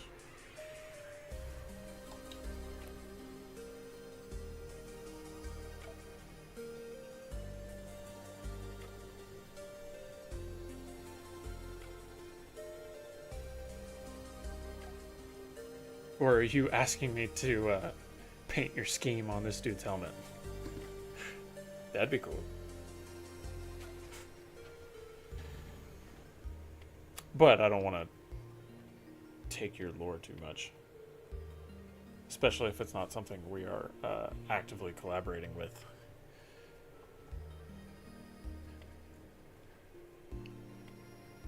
The word bearers, but a brighter red. Yeah, that would be neat.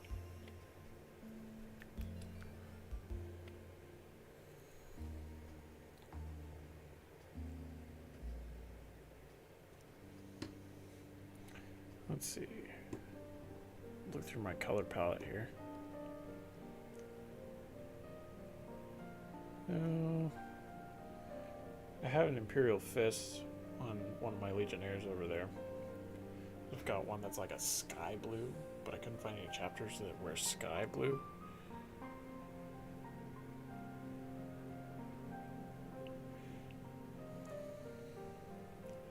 Put these guys back. I don't want to splatter any paint on them.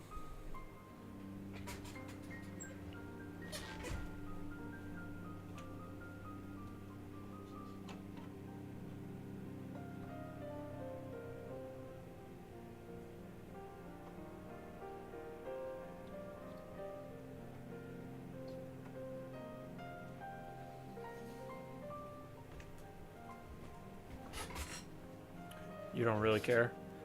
Okay. I suppose we could try it. I'll use the brightest red I have. And where would you want the silver to be? You want the silver faceplate? You want like a silver stripe on the top? What are you thinking? Because this is going to be a totally one-off thing. And then it will commemorate this stream and it will go down in history. Unless you send me a doc and it'll go on forever.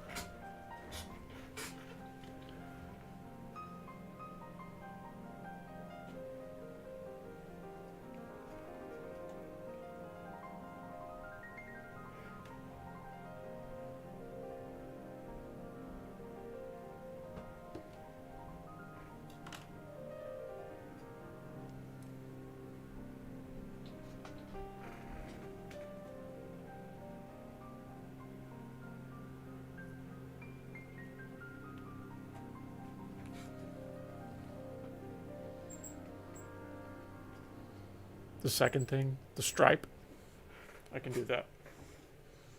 Maybe not well, but I can do it.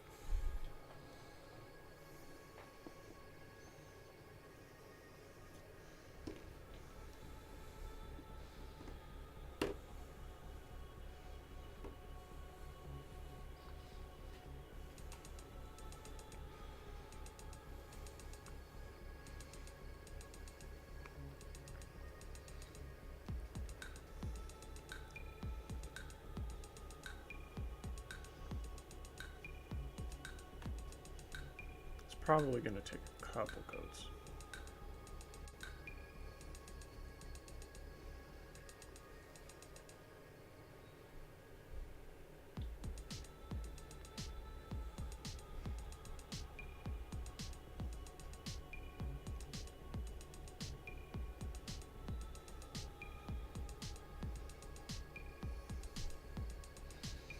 Also, after Ball, the chapter master is on the verge of falling to the Black Rage.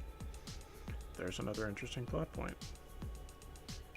I think I recall something very similar happening to Dante.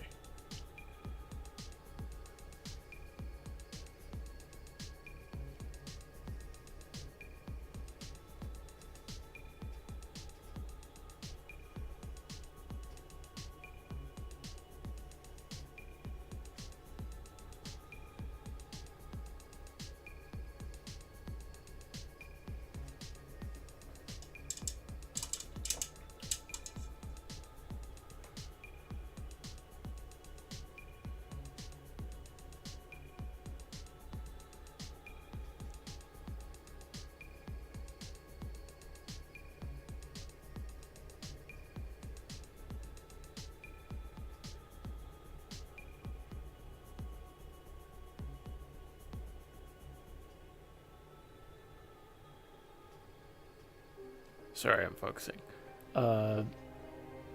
Most thought him immune because he was extremely ancient by Moonlight Angel's standards, but Ball awakened something in him. What about Ball? Was it the Tyranids? Was it Kabanda?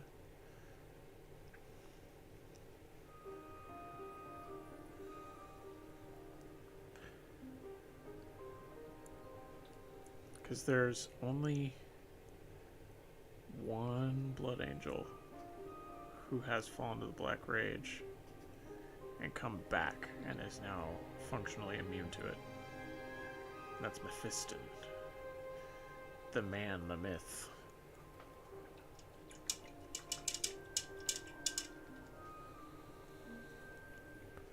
Most of his chapter dying probably did it. Yeah, that tracks.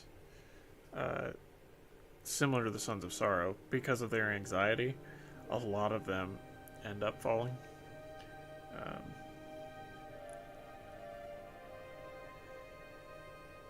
Because their indecision, it kind of makes them snap a little bit. So they have a pretty decent sized death company. Not all of them, but a pretty decent amount.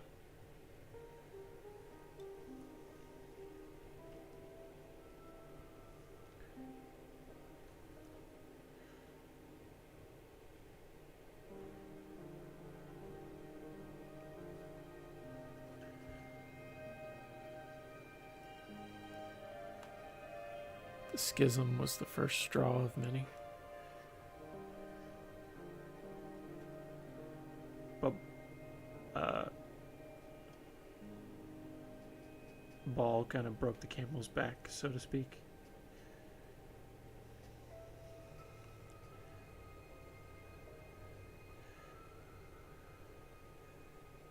See, if that were the case, they would probably never meet the Sons of Sorrow, because the Sons of Sorrow didn't get the call until 7 years, or 8 years after Ball was over and done with. But they didn't know that because time is funky. And the Maledictum would have just opened, and the Indominus Crusade. and all that. Because I believe the Devastation of Baal ended in 999 M41. And the Alperin War is happening in 7 M42.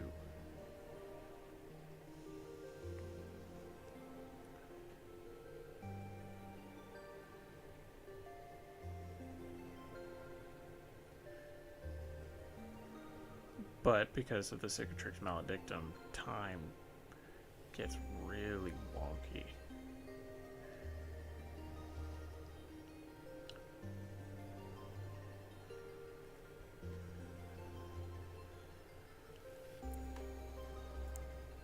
Yep, the second straw was the Dark Eldar deciding to invade their homeworld.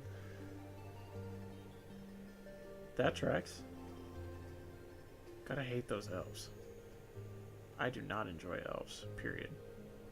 Just don't like them. I tolerate other Xenos. Well, my chapters don't, but I do. But I can't stand the elves. They just make me mad. And I don't think their lore is very interesting.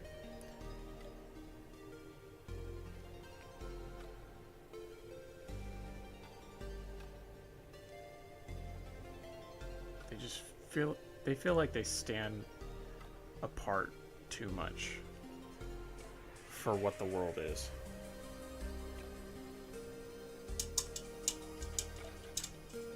Or what the universe is, rather. Like, Necrons I get. Orcs I get. Tau I get. But I don't know, the Eldar just don't feel like they fit. I mean, obviously they do, because they're part of the world, but I can't get on board with them.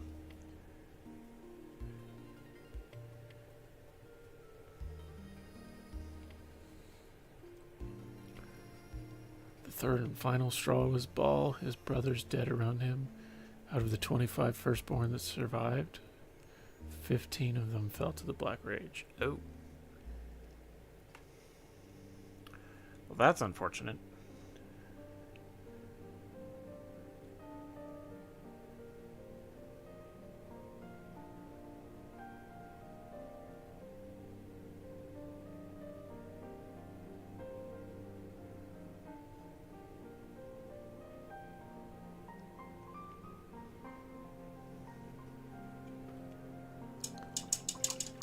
Definitely putting the grimdark thing on them.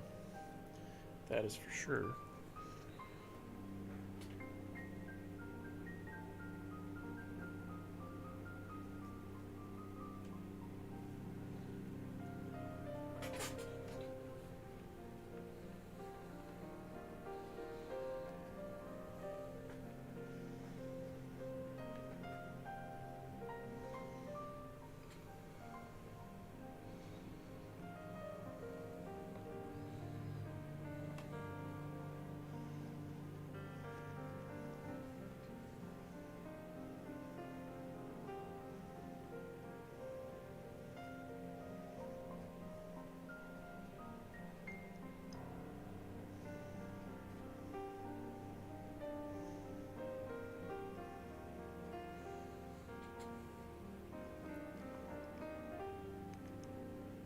Alright, so just to clarify, we're doing the silver stripe on this guy down the middle. I want to make sure I got it right.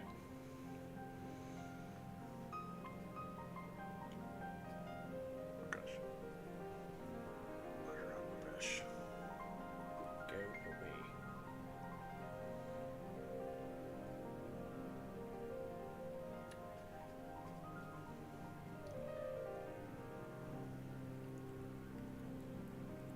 Cool. Cool. We got this.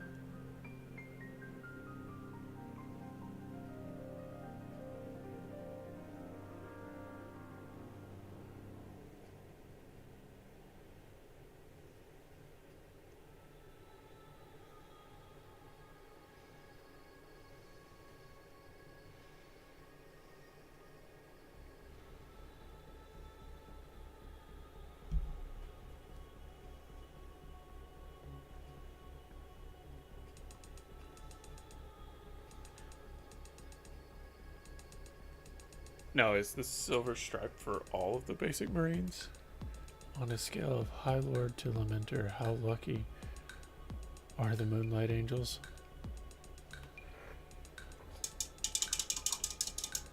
You're asking me? It doesn't sound great. Do they have any wins under their belt that aren't Pyrrhic victories?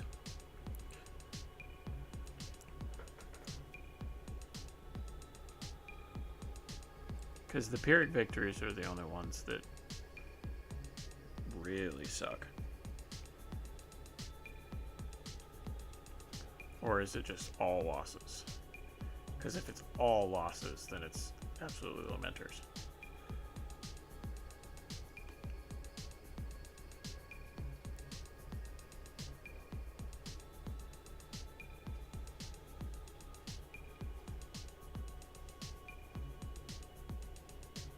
Keep getting impatient. I'm not letting it dry.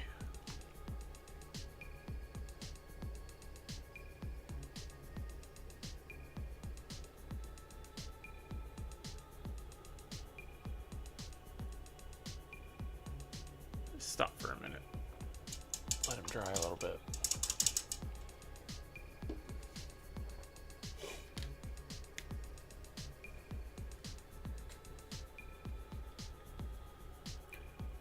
You're telling me the bad stuff because you thought of it first? Now that you think about victories? Yeah, because if they have any like true victories that aren't Pyrrhic victories, then it puts them above Lamenters. Even just one puts them above Lamenters.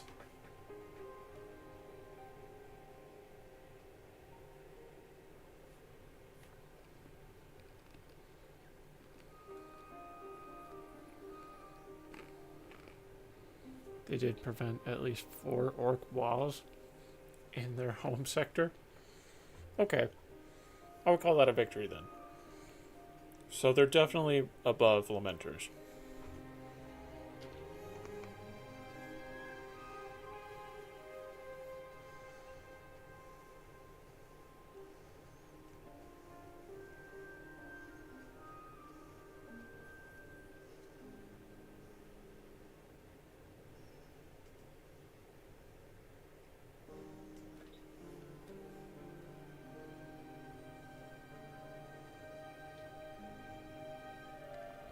They did beat off the Dark Eldar invasion with only a few chapter casualties. Okay. So yeah, they've got some victories under their belt.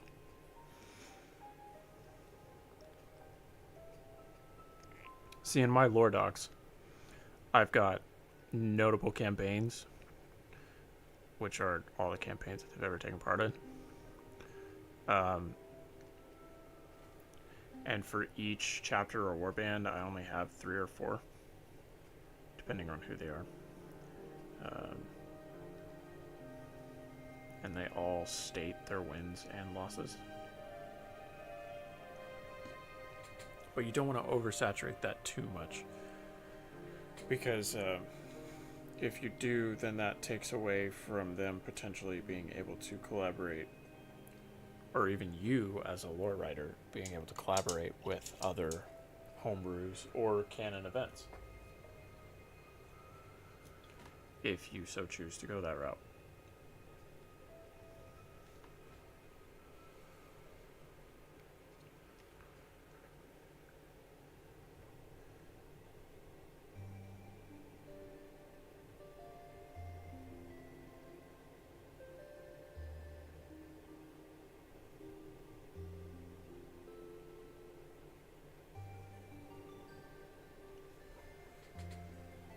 Despite the enormous loss of civilian life.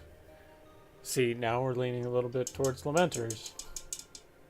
Like, that kind of makes it a Pyrrhic victory because, you know, Slaughterhouse 3 and the orcs blowing it up, but also killing absolutely everyone. Ew, not great. They still won. Yay. That kind of deal.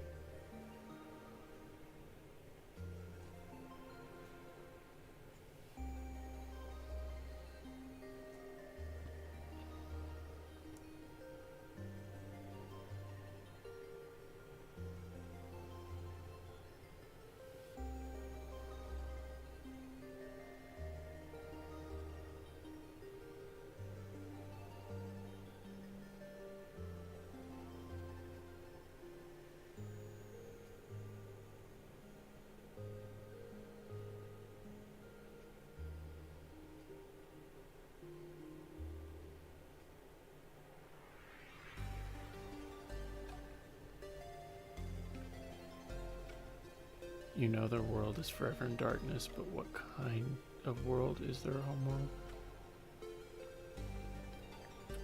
Didn't you say it was a cardinal world?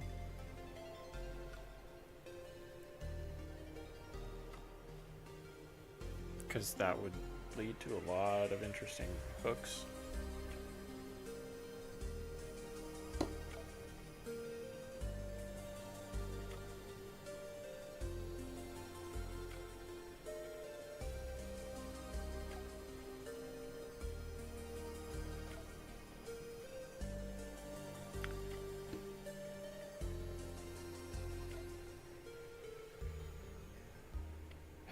I thought that's what you said. I don't I don't want to take away from what you're writing.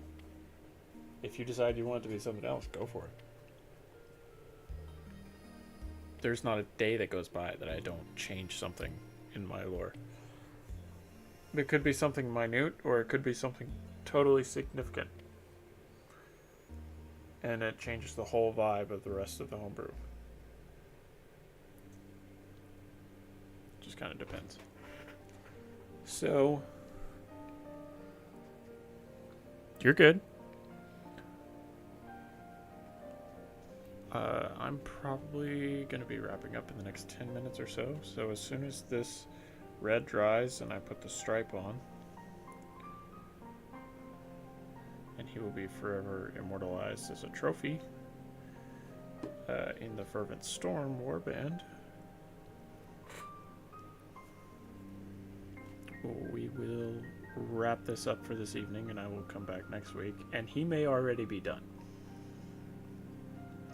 And I'll show him off and all that jazz. Because I don't just paint on stream, but Tuesdays, well, streaming in general is something that's pretty intermittent when I have silence around me and the time and the energy. But he may be done by next stream. We will see. But I will show him to you if he is. We will get back to it.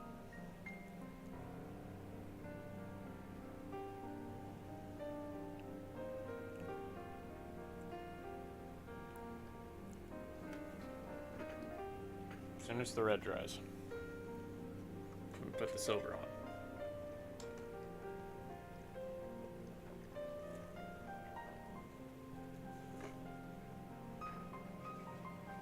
Because then, once the whole thing's done, we're going to coat him in Nuln Oil. And then we'll go in and we'll do the glow effect on this mace. And whatever else.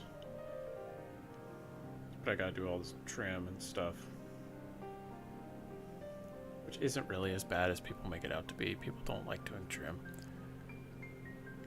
That Marine was probably a traitor of Moonlight Angel, if I'm thinking about it. Killed during chaos infighting. This dude, yeah, we can work with that. I don't know how I would make him look a little nurgly, but it could have been early on in the process. Oh shoot, I missed an entire leg panel. How did I do that? I gotta go fix that.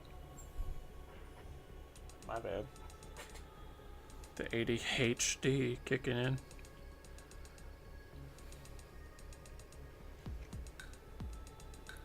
Quick fix. It's fine. Everything's fine. Everything's on fire, but it's fine. Fire. Get it? Because they're part salamander. Never mind.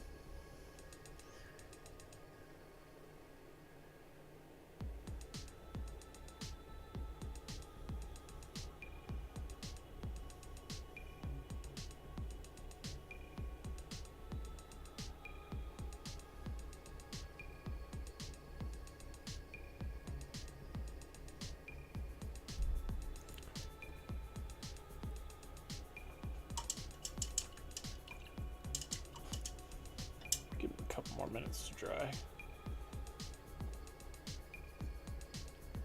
Dave, I missed that. Naturally, I still didn't get it all.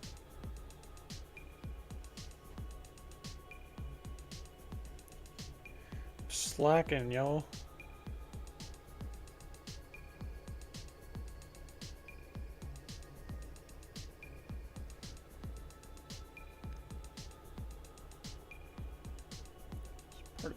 these down here too.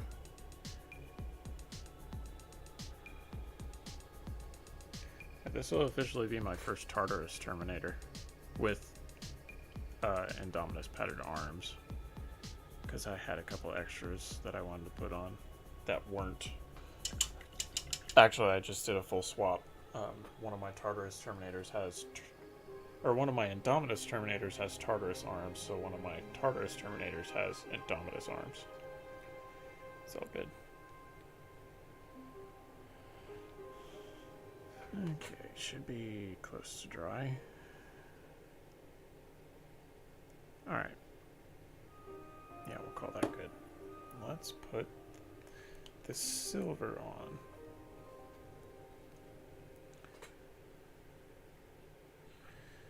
And then at some point, I will come back, whether that be in the next stream or before,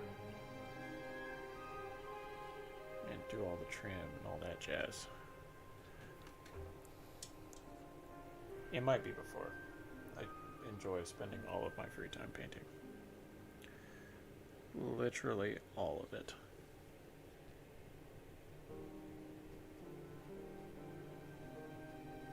Gotta make sure I get the lines straight here first. It's not perfect. But he's dead, so he doesn't care.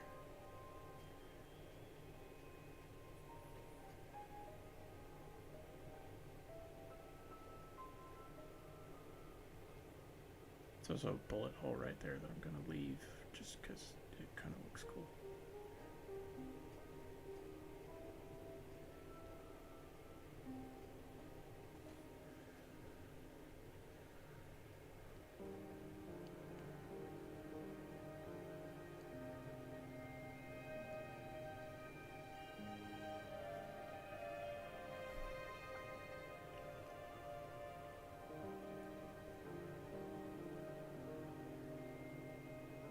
Because it'll be filled in with the Nuln Oil anyway.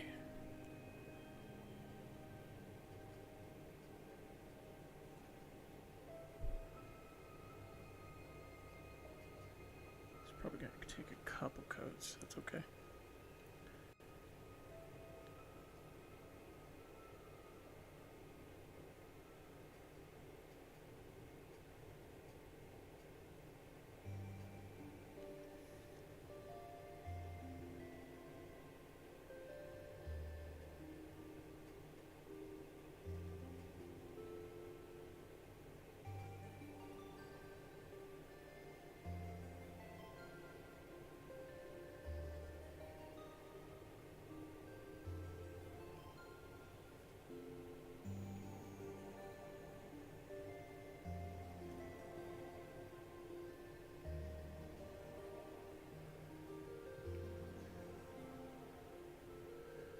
It will look a lot better once the Nuln Oil's on it, I promise.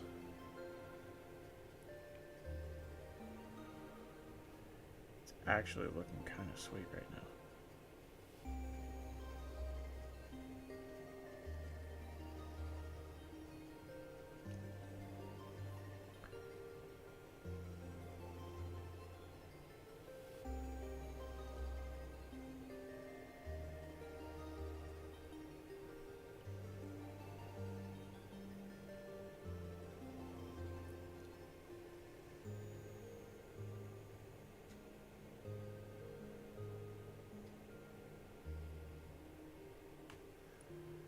So is the silver stripe just for sergeants? Or is it for the entire chapter?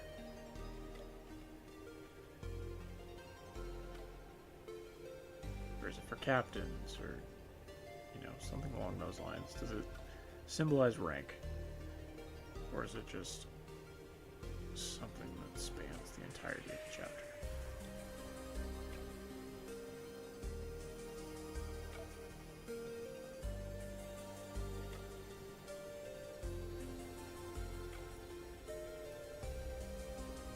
That actually looks better than most of the stripes that I do for myself.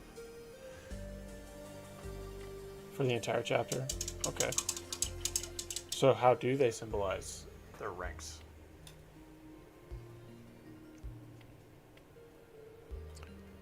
do you think of that?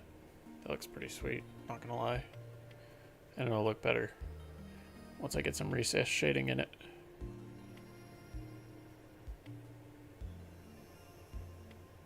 The silver, while it hurts him, it represents eternal weakness, the fact that they will overcome them to serve the Imperium. So it's like real silver? Come on, focus.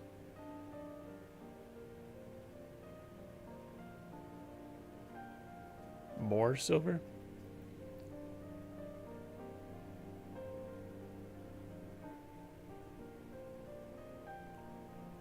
Are you saying you want more silver on him?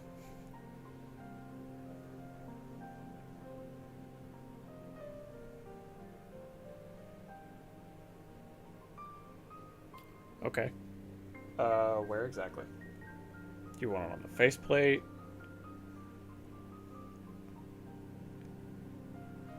Do you want the entire top half of the helmet silver?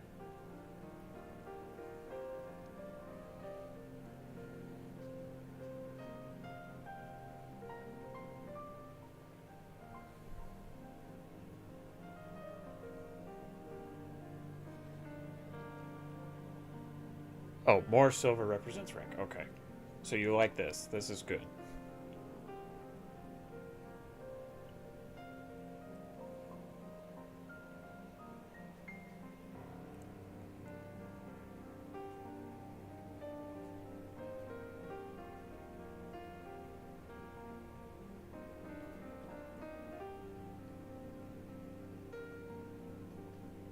I got you.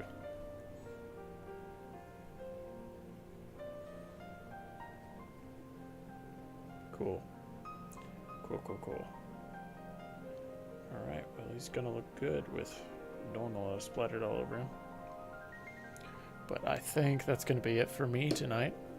So, thanks for everyone who watched. And we will pick this up again, hopefully, in a week. And we will go from there. Also got another subscriber, so thank you for subscribing. Those things mean a lot because I am a tiny YouTube channel. We are the holy number of subscribers now, so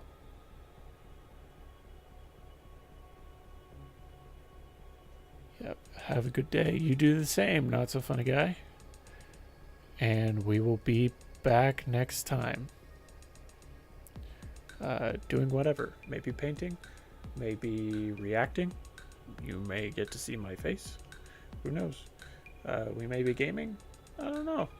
Kind of all depends on whether or not we have internet issues again. But it's all good. So, thank y'all. And I'll see you next time.